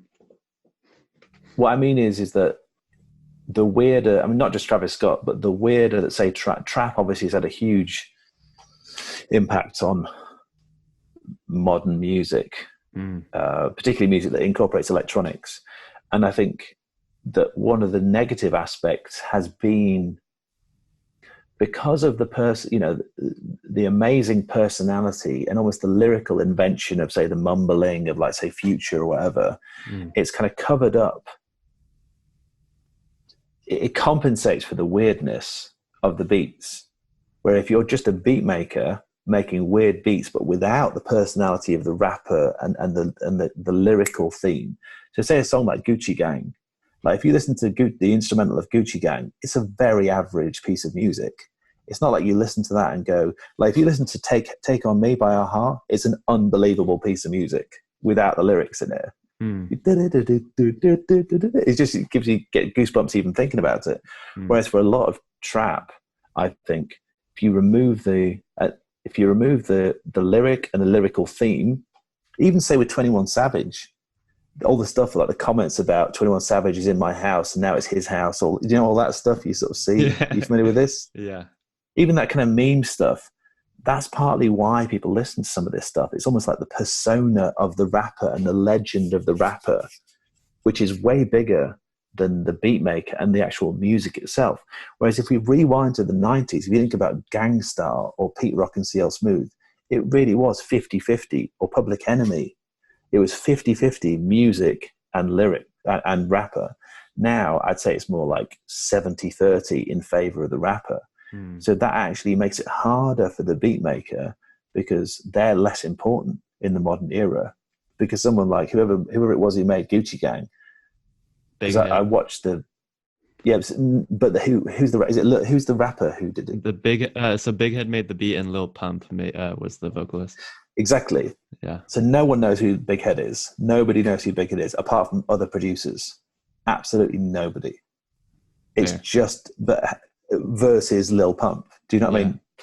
I'm a Lil Pump fan. I don't know who's Big Head, but you know it. And this is my big realization, because since we last have spoken, I went down a bit of a internet money rabbit hole, and so watched loads of, just really hoovered up a lot of that kind of type beat kind of culture, and watched a lot of Nick Myra cook-ups, and took a lot from that actually, was just how unromantic he was, how methodical and just dead-eyed, making a beat next, making a beat next. Yeah. So I found that immensely useful, almost as and this goes back to what I was saying before about this is possible. You know what I mean? You can make music like this, where it's just almost like sneezing. There's a beat, there's a beat, as opposed to this heart-wrenching kind of emotive experience. So I'm not saying I want to do it just like him, but I found that hugely revelatory, because particularly for someone of my generation, it showed me that was possible. And so it might be for you that the opposite is necessary, of like hearing Patti Smith or David Byrne, because it's almost the sort of nihilism of this is nothing. What I'm doing is enjoying it, but it's just literally like, next. So I'm not criticizing him. I'm just saying I find it fascinating. His relationship to his music is so interesting. It's so alien to me, but I can definitely learn from that. So anyway, what I was going to say was, is that internet money cracked the code because they realized most beat makers think that they're trying to find an audience for their music, but they're not. They're trying to find rappers who will benefit from the beats that they've made. Does that make sense? Yeah. So they can go on and do a sort of what's it called where they do the deconstructions? I think it's called particular... Deconstructed, Genius Deconstructed. Genius Deconstructed, yeah. So nobody watches that, really. Do you know what I mean? Everyone who watches that is a producer. So they're talking to their own crowd. So my point being that internet money realized we are speaking to producers. That's who we're going to focus on, making our fans be producers, and we're going to monetize them by selling them kits and melodies and persuade them that they can be successful by doing type beats. So if you want to make, hey, sure. So Tom York is not telling you how he makes his music, but they figured out, we'll show you how to do what we do. But they know that's not going to work for the people who they're getting to do it. Does that make sense? Yeah. Because they did it first. Crucially, they did it first. They have the network and the contacts. And also, again, they're not that big. When you consider, like, they've done some hit records like Juice WRLD, etc. But again, no one really knows who they are. But they're making enough money, through what they're doing, through publishing, etc. So, my point is that that's where I think, because it really is almost the punk rock, the kind of the sexy music of our times, like trap, it's sort of dangerous and it's street music. It's so seductive and pulls people in, but then it's also can be slightly imbecilic in its limit. It's deliberately dumb in the same way of like just the dumbness, the avant-garde, actually the avant-garde level of dumbness on purpose is largely driven by personality, by personal brands like Future or whatever. So they make it work. But then if you're, like I said, if you're just making those beats, you separate them out, it doesn't work. So basically the thing falls apart. So whereas, like I said, if you took Aha Take On Me as an instrumental, that would still be successful. Whereas Gucci Gang wouldn't be if you remove Gucci Gang, Gucci Gang, Gucci Gang from it, because that's the song. You take that out, it doesn't work. Whereas Pete Rock and CL Smooth, they reminisce over you. With the horns, it doesn't even, that's like 80% music, 20% rapping. So, whereas Mask Off is 50-50 music to vocal, right? So you do occasionally, that is an incredible beat, really amazing. So, and actually it's more of a throwback. It almost feels like it could be a 90s. It's so prominent with that flute. So that actually now it's relevant to a wider variety of people. Whereas Gucci Gang is more like a meme because he just says it over and over again. And like Gucci Gang as an idea, it's like, it's alliteration and it kind of, so this is where I personally find it so fascinating, the kind of, almost the quantum physics of song, lyric, plus personality, plus, all this stuff coming together, and almost like a test tube mixture. Like in this example, it's these things. So yeah, you have a question. So the hip hop producer listening to this, or the trap producer listening to this, knowing that the rapper is primarily going to be the driving force behind the record, what information, what do you think that how should they respond to that information in terms musically and creatively? So that's a really good question. So I would say they should reassess what their role is. And my suggestion should be, yes, okay, really good clarifying question there. Well done, Nico. So what I would say is that, and this ties back into what I was just saying, don't make the mistake that you will have fans for your beats, Because if you're a tech house, like I mentioned that guy before, Pop and Lock, or Rahul, like that's my, I basically branded him. He's like, right, that's your name, use it. Yeah. But he is a front man. He's charismatic. He's a dancer. He is a performer. He has a personal brand. I can see him dancing in a toothpaste advert in India with his music. Do you know what I mean? Or on like a Saturday evening talent show. Who you got? Like sort of Britain's Got Talent kind of thing. Whereas Big Head is not going to any fucking talent show. He's just a weird, slightly anxious dude with face tattoos who happens to know the right people. He's not extremely talented. He just is in the right place. He's very lucky. He's talented, but he's also just in the right place with the right people. So what I would say to the hip hop producer you just mentioned is really think about who your audience is. And I had an idea actually in a recent Zoom class where I was chatting to one of my students who's a South London rapper, producer, runs his own label. And my advice to him was, and this has been my own experience, is that all the best artists are already taken, right? So they're already working with, people. So the chances of you getting of this rap producer you're describing, getting his beat to Lil Pump is basically zero. So he needs to potentially be an A&R and find his own Lil Pump, or maybe go out of his way. And this is what my advice to the South London rapper guy was. Maybe you need to go to, say he's from South London, I thought maybe you need to go to West London to a lesbian slam poetry night and find like a white dreadlocked girl from West London who's actually amazing, like a Lily Allen type character, and then produce her and say, hey, do you want to collaborate? I'm a poet. I think you can rap. I think there's something to this. So you're now innovating culturally with who you're working with, as opposed to if you find, most rappers are crap, whereas if you can find somebody who is, it's like in Jaren's case, sort of classically trained, and it's like, right, find somebody who, in making tech house or whatever, if you can find somebody who has an interesting skill that they can bring to bear and recontextualize.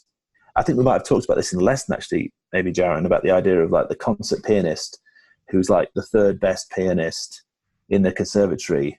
So they're not going to be first chair. So they just go away and kill themselves or just quit.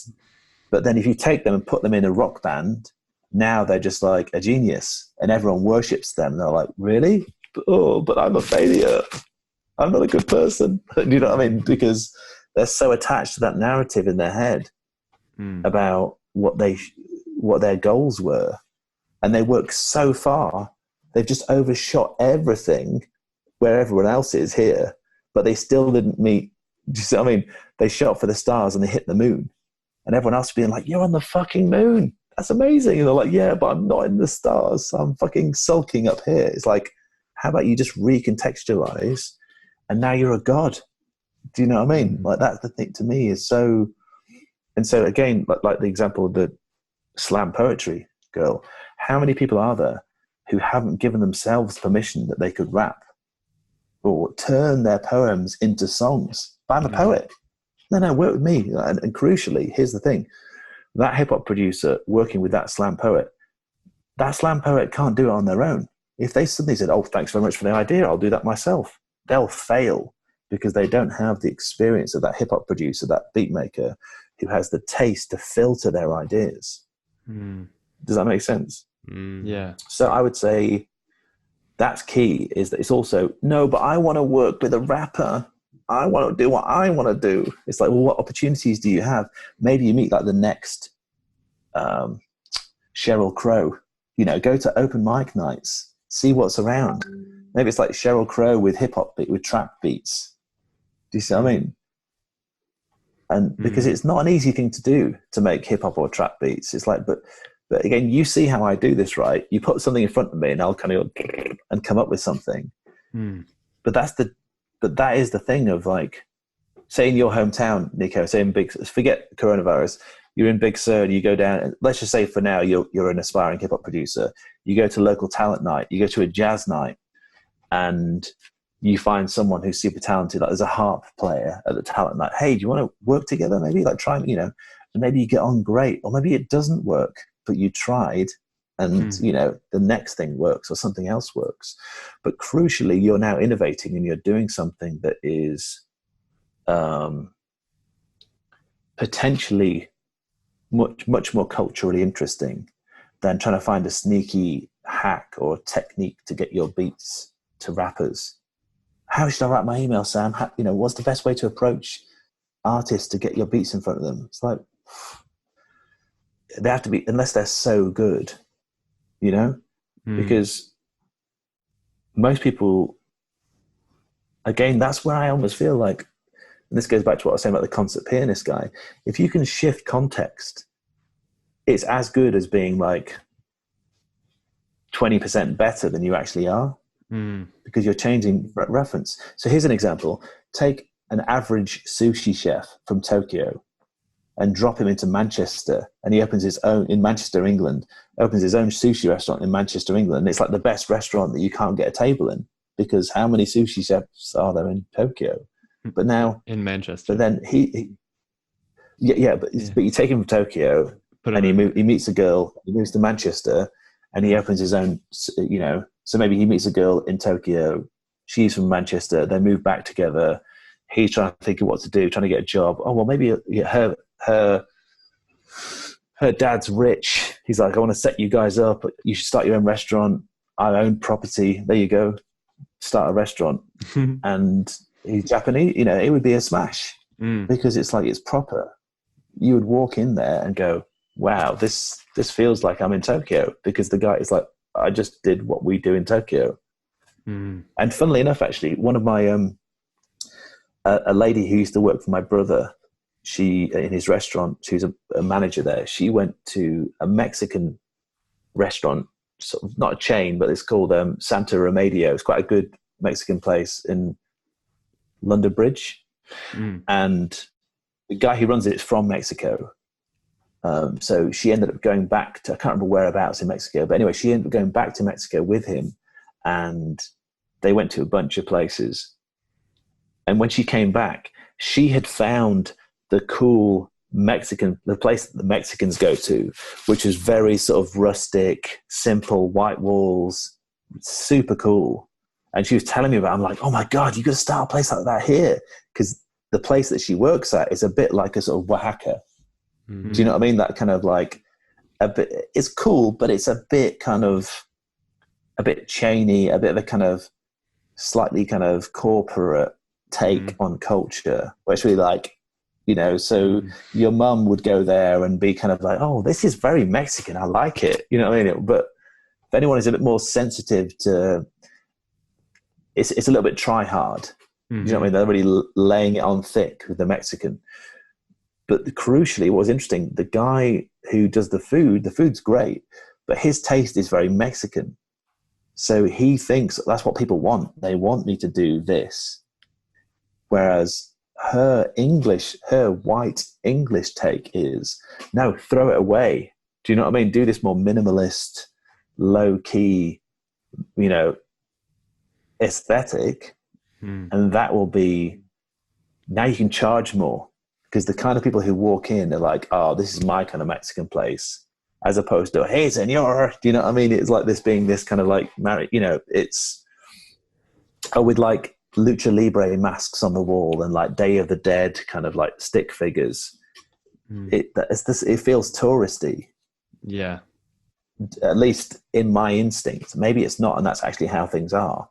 But it's like, it feels obvious rather than understated. So the same dish can taste better in that environment, and the kind of people who you'll see in that restaurant will be cool, hip people, and you charge accordingly.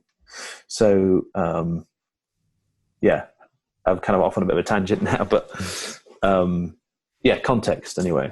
Yeah, I mean, to me, what it sounds like all of this points to is more of a beyond even the concrete tactics, and correct me if I'm wrong, while those are super helpful and enlightening, there's also this sense of coming at each artistic situation with a sort of mindset of how can I take this and subvert it, and take this and subvert it and make it authentic and make it myself.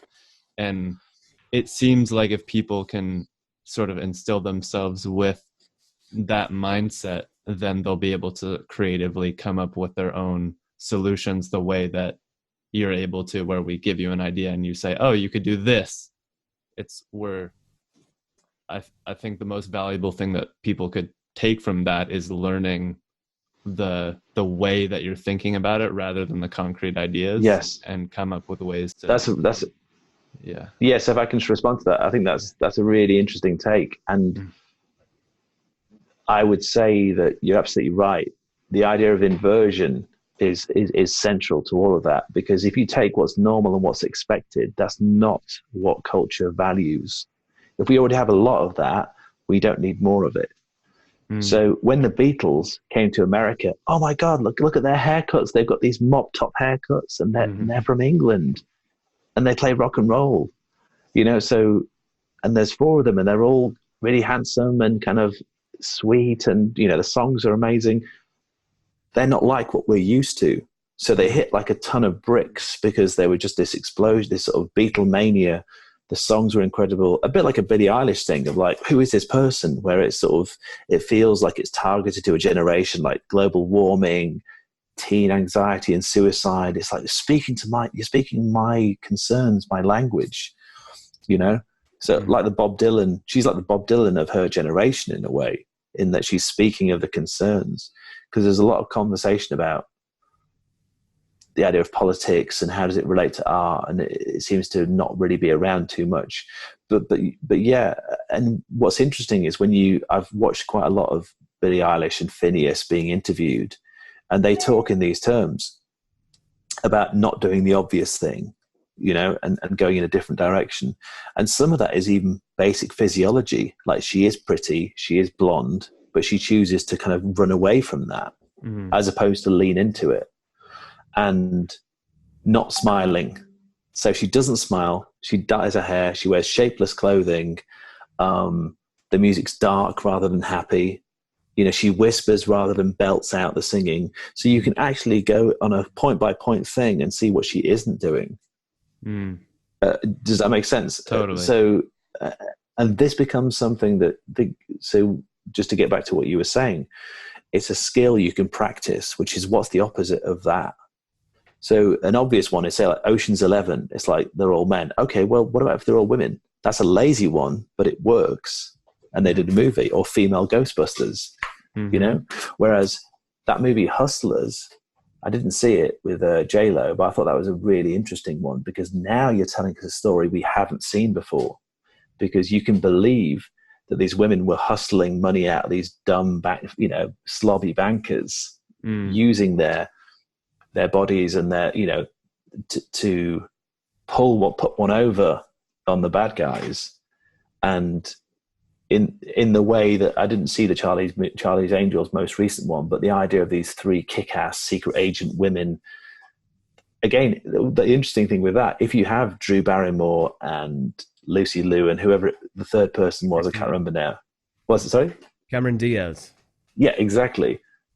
Amazing, incredible stars. Like, they're all incredibly charismatic and incredibly beautiful. Whereas Kristen Stewart, who's pretty and talented but no charisma, and then the other two who no one's heard of. This is the thing that I find fascinating as a sort of cultural observer, is people can wring their hands and go, oh, what a shame it didn't work. It's like, but the cast wasn't good enough. If that had been, I don't know who the three actresses it could have been to make that work, but I was just watching recently Raiders of the Lost Ark and Temple of Doom with my son, who's 7. So he's probably still a little bit young. But watching it again, it really struck me, just, again, on Blu-ray, on the projector screen you see behind you, just how good Harrison Ford is. He's just like one of the greatest actors of all time. And not just because he's just his charisma and his stage presence and just the emotionality. Like, he sells everything. Like the bit where he jumps across, he swings across and falls down. He grabs the root. He slips back down. You know, all his facial expressions. He just sells every moment. And my point being that the casting is, if you, and this relates to singers, it's like Phineas. We would no one would know who Phineas was if it wasn't for Billie Eilish, like her brother.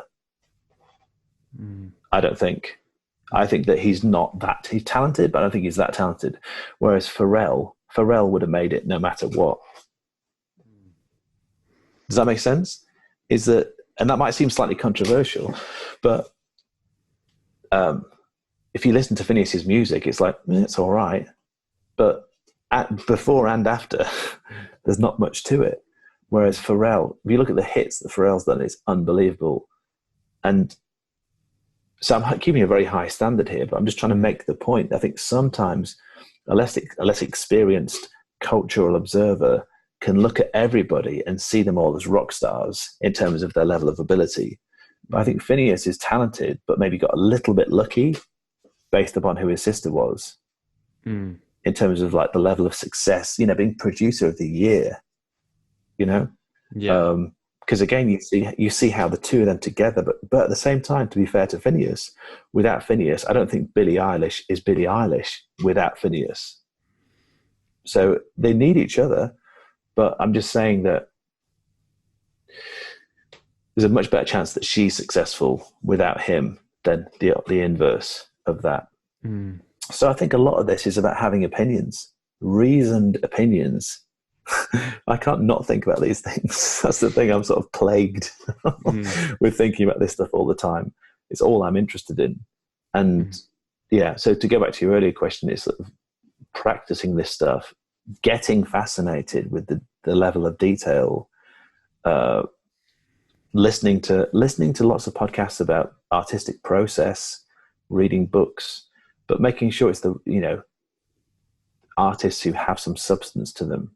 And I do think that Phineas and Billie Eilish do have that. Like, they have really interesting lessons to teach.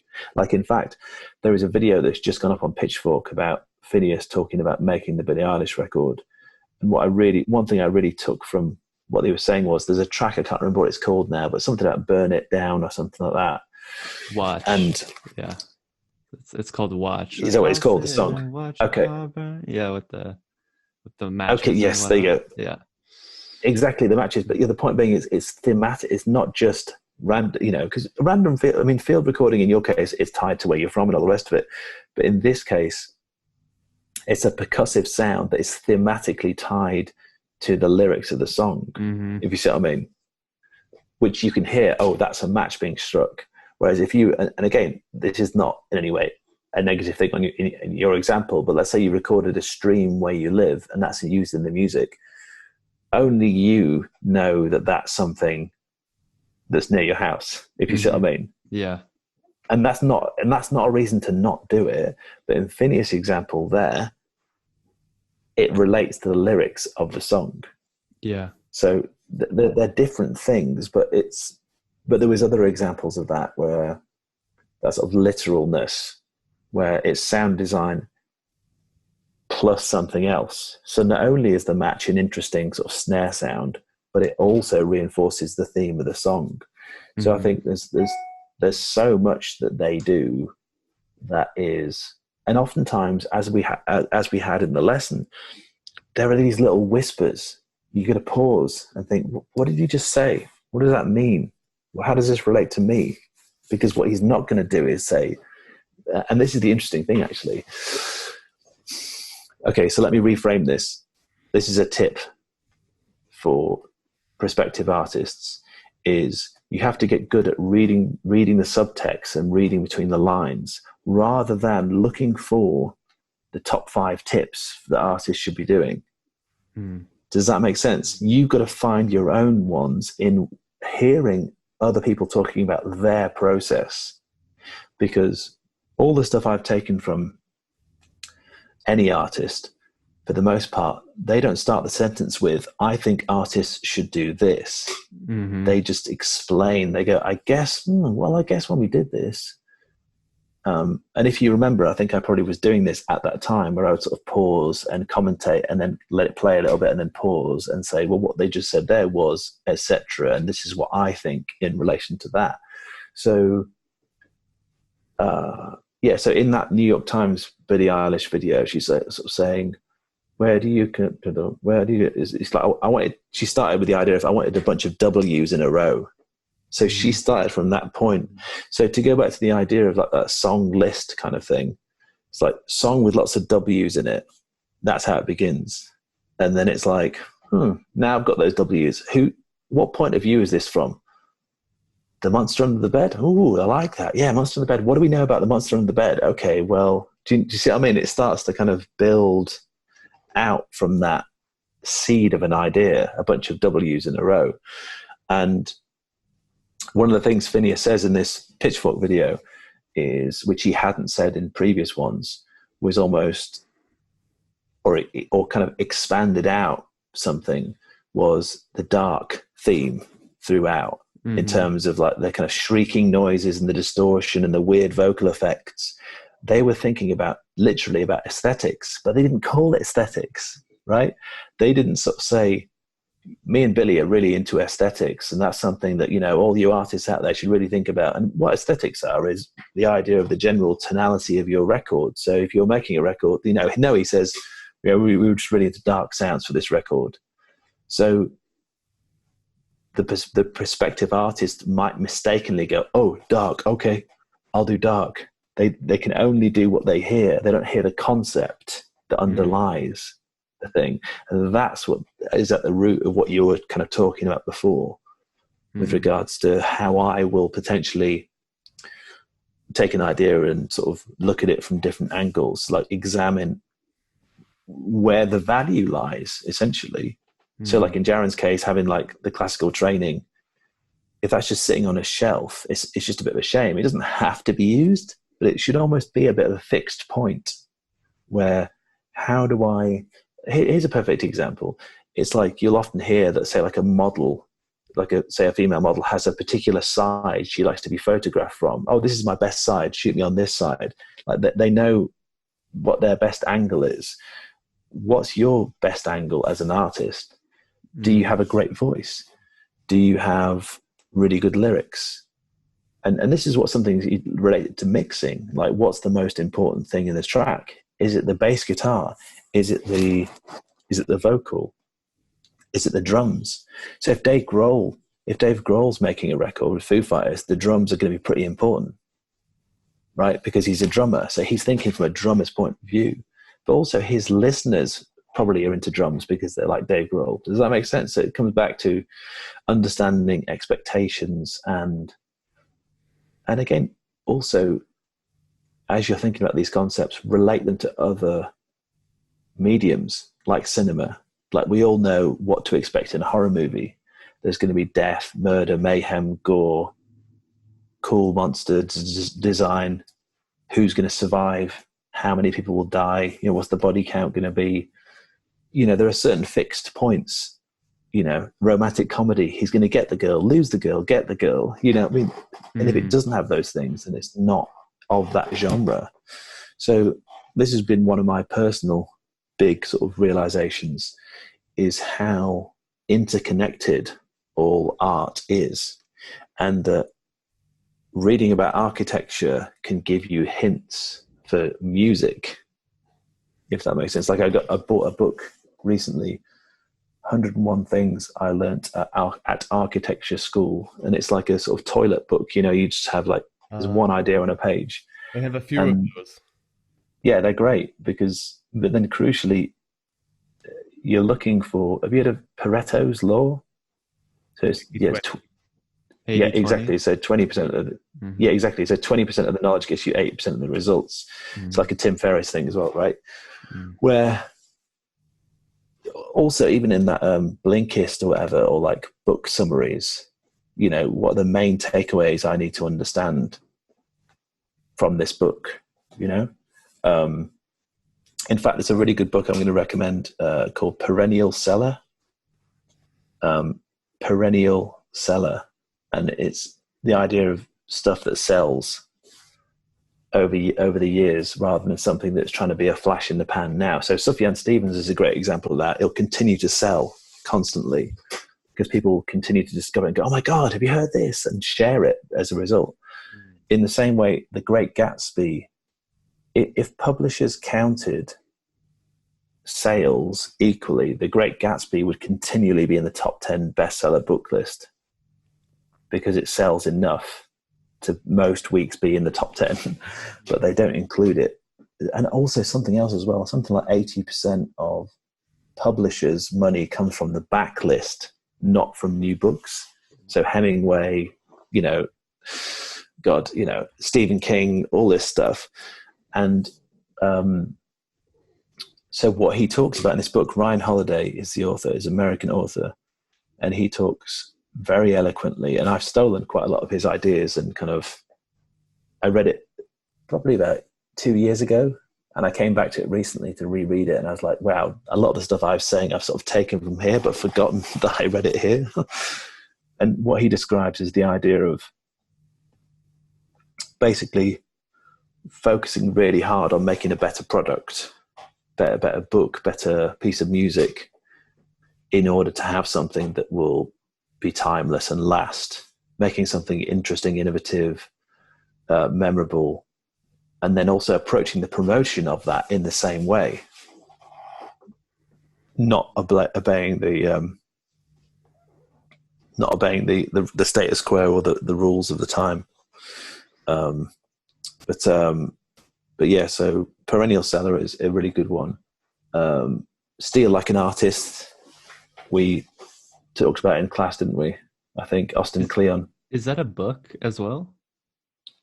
Yeah, it's a book. Okay, because I the remember book we is watched pretty the much video. kind of, yes. But say for instance, you asked some advice, like you've got to be hoovering up all of that stuff, all the kind of process-based, artistic process stuff, because and revisit it and go back to it. So he's somebody who you can pretty much check out PDFs and you'll get most of the value. But listening to him in podcast interviews, Austin Kleon, he's always, again, you're kind of fishing for these nuggets where there'll be like a little light bulb that'll go off and you'll be like, ooh, that makes me think of so many things. So if you can get 2 or 3 of those in like an hour long, say, podcast that you listen to, then that's really good. But yeah, Ryan Holiday, Perennial Seller, Steal Like an Artist, for different reasons. But any closing questions? Because we're over the 2-hour mark, so I think we should probably. Of course. Jaron's been yawning. Oh no, it's just really early here. Yeah. Okay. 5, 6 a.m. We didn't get into your own work. I definitely wanted to elaborate on that. No, we can, but I guess maybe let's just. As you know, I can talk, so we should probably steer it back towards what you want to talk about. What I would like to, and it's a very good tie-up, especially with what you've been saying this whole 2 hours, is that journey between, say, the danceteria into the heart of our perplexities. Like, you hear your voice in danceteria. Yeah. Hear a more matured voice where you're basically playing more with the reverbs. Yes. In perplexities. Yeah. So God, that's a long time ago now, like the danceteria track. And I think what the difference between those two, I think there's a lot more nuance in my more recent stuff. It's less commercial, definitely. Less kind of, I think danceteria has a coarseness in a good way, but it's basically cool, big room tech house with a kind of hip hop edge, because that's a Biggie sample in there. And but even then, I was thinking thematically, because danceteria was a famous New York nightclub And so it was kind of like a hip house kind of tribute sort of thing. So Mobb Deep would go to Danceteria, I think. I'm probably getting this wrong, but that is and again, in my imagination, as I recall, that's what it was. Or maybe actually, no, hang on a minute. No, sorry. Madonna used to go to Danceteria. I'm thinking of the Tunnel. Sorry, the Tunnel is the hip hop one that all the hip hop guys used to go to. So I just like the sound of Danceteria as a word. And again, that comes back to the wine tasting thing of like, you know, sort of swilling a word around your palate. Like it just felt slightly kind of quaint, but also very New York. And at that point, I was thinking very much about hip hop. I was sort of, you know, coming from making hip hop to into sort of house and techno and bringing that with me.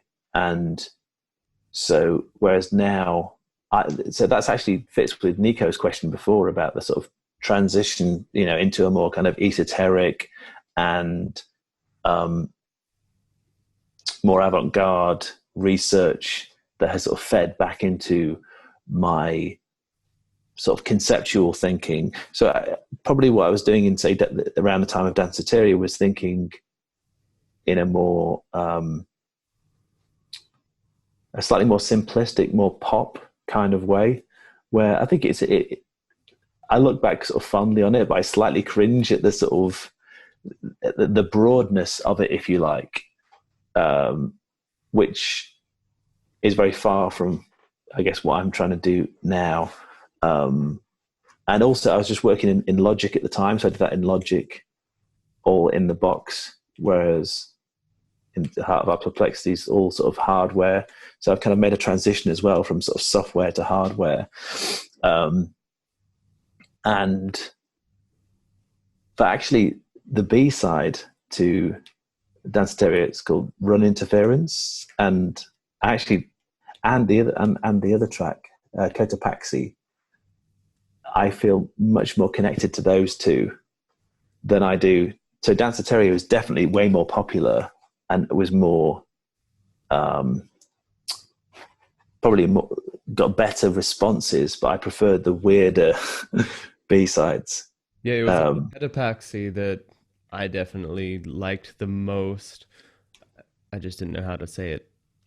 No, that's fine. Yeah, but also I think Cotopaxi, that was recorded onto 4-track as well, so it has more of a texture to it. If you listen, you'll probably hear. You can hear it.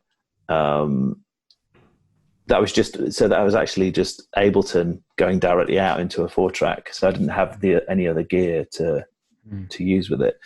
But what I'm doing now, actually, so where you find me now, just in terms of my own process, is I'm now creating my own instruments with samples from Music Concrete and various sort of places, that like long sort of like tones.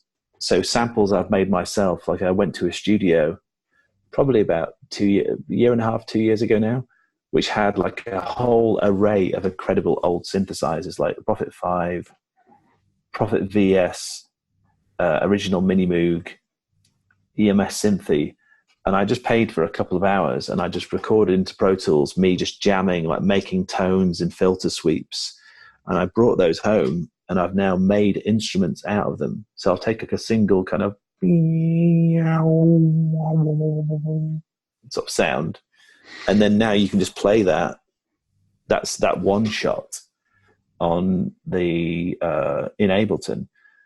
Because, and this relates to the question Nico asked previously on email about sort of samplers and stuff.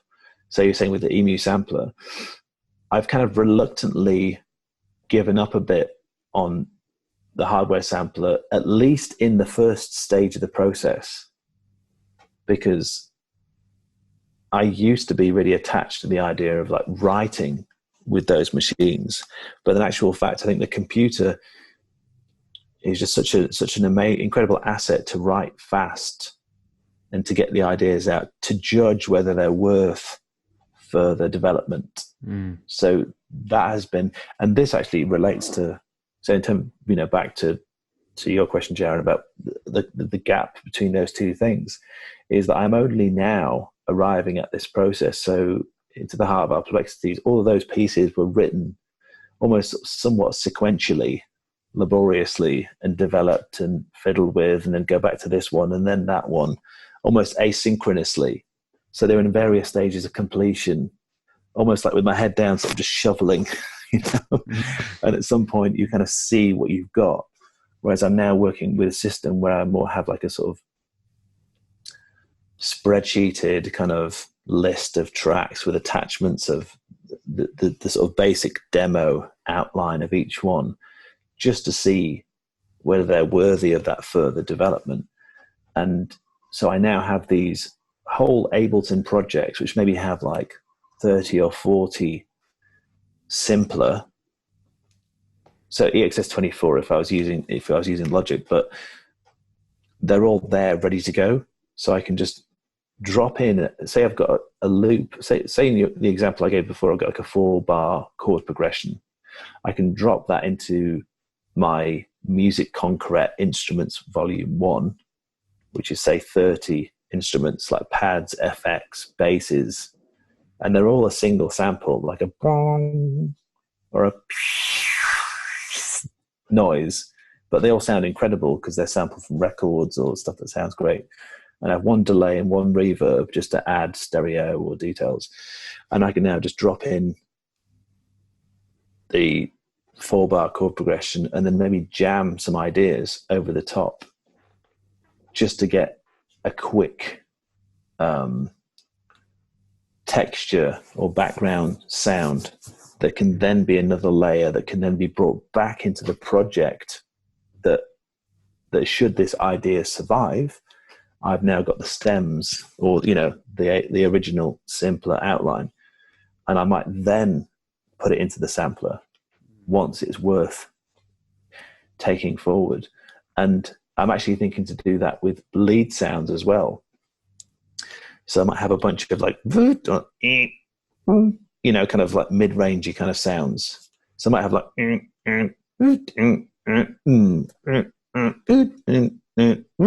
you know, so that I can then just, but crucially the sound, and this is something I think we did in class, is that the sound design has taken place before the writing process. So this is one of the, sorry, say again? So it doesn't hinder you in that writing process. Exactly. But the great thing is I did all of it. I chose my taste. I chose all these sounds.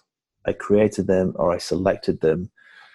And now I'm just feasting on the benefit of that work.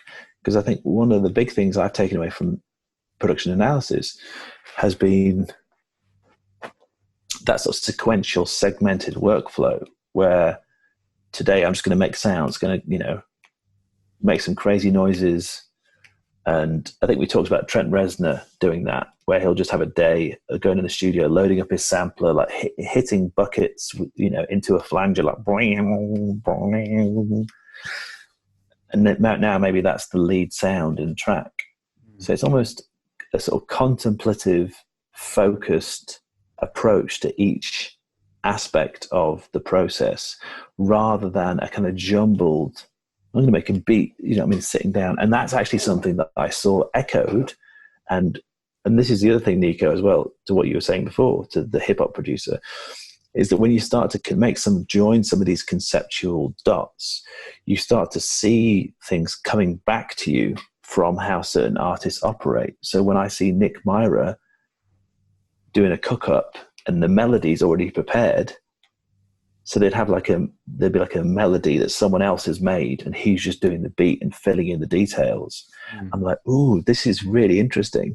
So your generation, in a way, the sort of hack, like the sneaky hacks, so I see the opportunity in that, because some of my colleagues might find that distasteful and turn away. Oh, these young kids, they want to hack their way to success. Do you know what I mean? They're not doing it the real way. Even people I'm sure you encountered at Point Blank who would get really upset that people aren't learning how to use sound design properly. It's like, I don't need to. That sound design now is kind of redundant in a way, in terms of, unless you really want to be a sound designer, because actually what's most required now, and maybe this could be a closing thought, is taste. Okay, this is a really good close, if I do say so. But taste and ideas, that's all that matters. Taste and ideas. Because I see so many people focusing on technique and like mixing and stuff, and it's just not rare enough. Taste is rare. Ideas are rare. So if you can come up with an interesting idea, like I said before, the Chiranjit Singh of 2020, a young, thrusting 18-year-old Chiranjit Singh from Mumbai, making acid house, could be a star. I can see that working. I can't think of a single other example of that, because now all the festivals are desperate to, when they restart eventually, desperate for diversity. Oh, finally, there's someone from India we can book who makes cool music. So crucially, they wouldn't be making the huge big room music, but they would be playing in Berlin and Vienna and San Francisco. But neither of you get to do that. That doesn't work for you. Do you see what I mean? Because you're not that person. And it wasn't the guy that I mentioned. Maybe it will be at some point, but having taste and having ideas, and executing, but crucially taste and ideas, I think, because taste is at the heart of every decision that you make in your process. And without it, you're kind of screwed. And the ideas part, if you start with the idea and then followed by the taste and then execution, then to my mind, it also makes for a much happier creative life, I would say, sort of in closing, as opposed to a sort of financial remuneration, if that makes sense. Because quite frankly, I really don't care that much what happens with my music, because I'm making something that to me means something, and the other stuff's kind of fallen away as a result. And to relate to your question before about being an artist, Nico, I think what I would hold up as incentive for anybody who's thinking about becoming more of an artist is that it then can become its own reward, as opposed to a more Andrew Huang based numbers game of like, right, it's a race to the bottom of who can gurn the most. So someone's like next to a video, do you know what I mean? How kind of weird a face can you make to try and get someone to click on your mug? Do you know what I mean? What if I wear a stormtrooper mask in my video? It's just like, oh mate, you know what I mean? At least that's my perspective. It's just anathema to my thinking. Like, I'm not that person. So I'm not criticizing it. I'm just saying it's just not who I am. And I think that's part of getting older as well, is that you realize what's going to make you happy, and not to try and be somebody or even ponder being something that you're not interested in doing. Does that make sense? Because I try and say this to some students where they don't, like either of you two, I could see being very successful and being kind of stars, or, just people, you have charisma and you both look the part. But there are other people I meet at point blank who I sort of think, you're obviously not that confident. You're a backroom person. That's who I am. If you embrace that, like what we were saying before, Nico, about that hip hop producer, if it was someone who's a bit kind of quiet and really insular, their strength is probably going to be in their ideas and their hard work and like being away in a room, like Deadmau5. Deadmau5 is a miserable bastard. He doesn't like being in front of the camera. So he had the genius idea to put the mouse hat on. And because he embraced who he was, he could make up for those shortcomings. And I think some people are in denial about who they really are. And as a result, can maybe make the wrong choices for what suits them, and maybe make themselves unhappy because they're a square peg in a round hole. So, but anyway, we should just do this again sometime, so we don't have to try and get it all in time. I've really enjoyed chatting with you guys, and I'm sure, if you listen back, there'll be other stuff. It's like, oh, we should have spoken about this or unpacked that a bit more. Yeah, we'll have to go for a round two for sure. No, 100%. I mean, to be honest, we could even make it. How often are you doing these? We're kind of just sort of finding our footing. Like right now, I had more of a plan and people lined up, but then obviously the in-person thing disintegrated. So, Yeah. Jaren and I have a bunch of podcasts we did together that we're going to start releasing one by one. But I'm hoping to make this a really regular thing for sure. Just podcasting in general. And we would love to have you on again.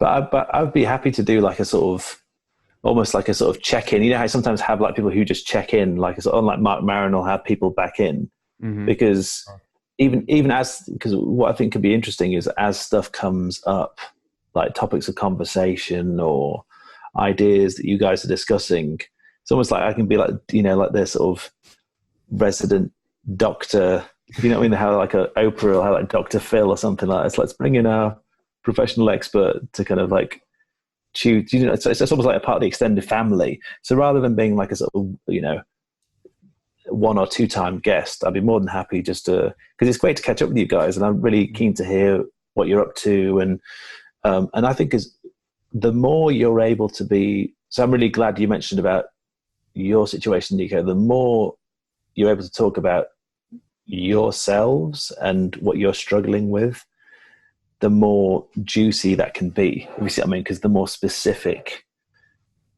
I can then be about what I think about that, but then also relate it back to potential listeners or other people who are kind of, you know what I mean, interested in the creative process, and try and make it that more conceptual, broader point rather than just, because I think through the specific you can get to universal. You see what I mean? Yeah.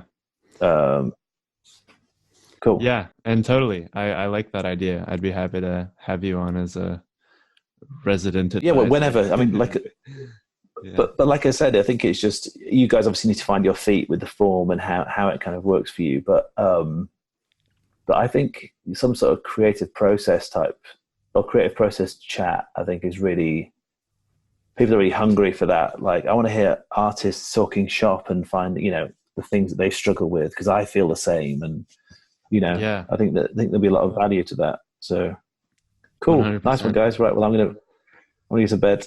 Yeah. Thanks so much. So good to see you both. Appreciate it. My absolute pleasure. Really enjoyed it. My wife's been in bed for a long time now, so once she went upstairs, I think it was okay. So, all right. Cheers, guys. Cool. Cheers. Stay safe. Peace. Thank you. My pleasure. Take care. See ya.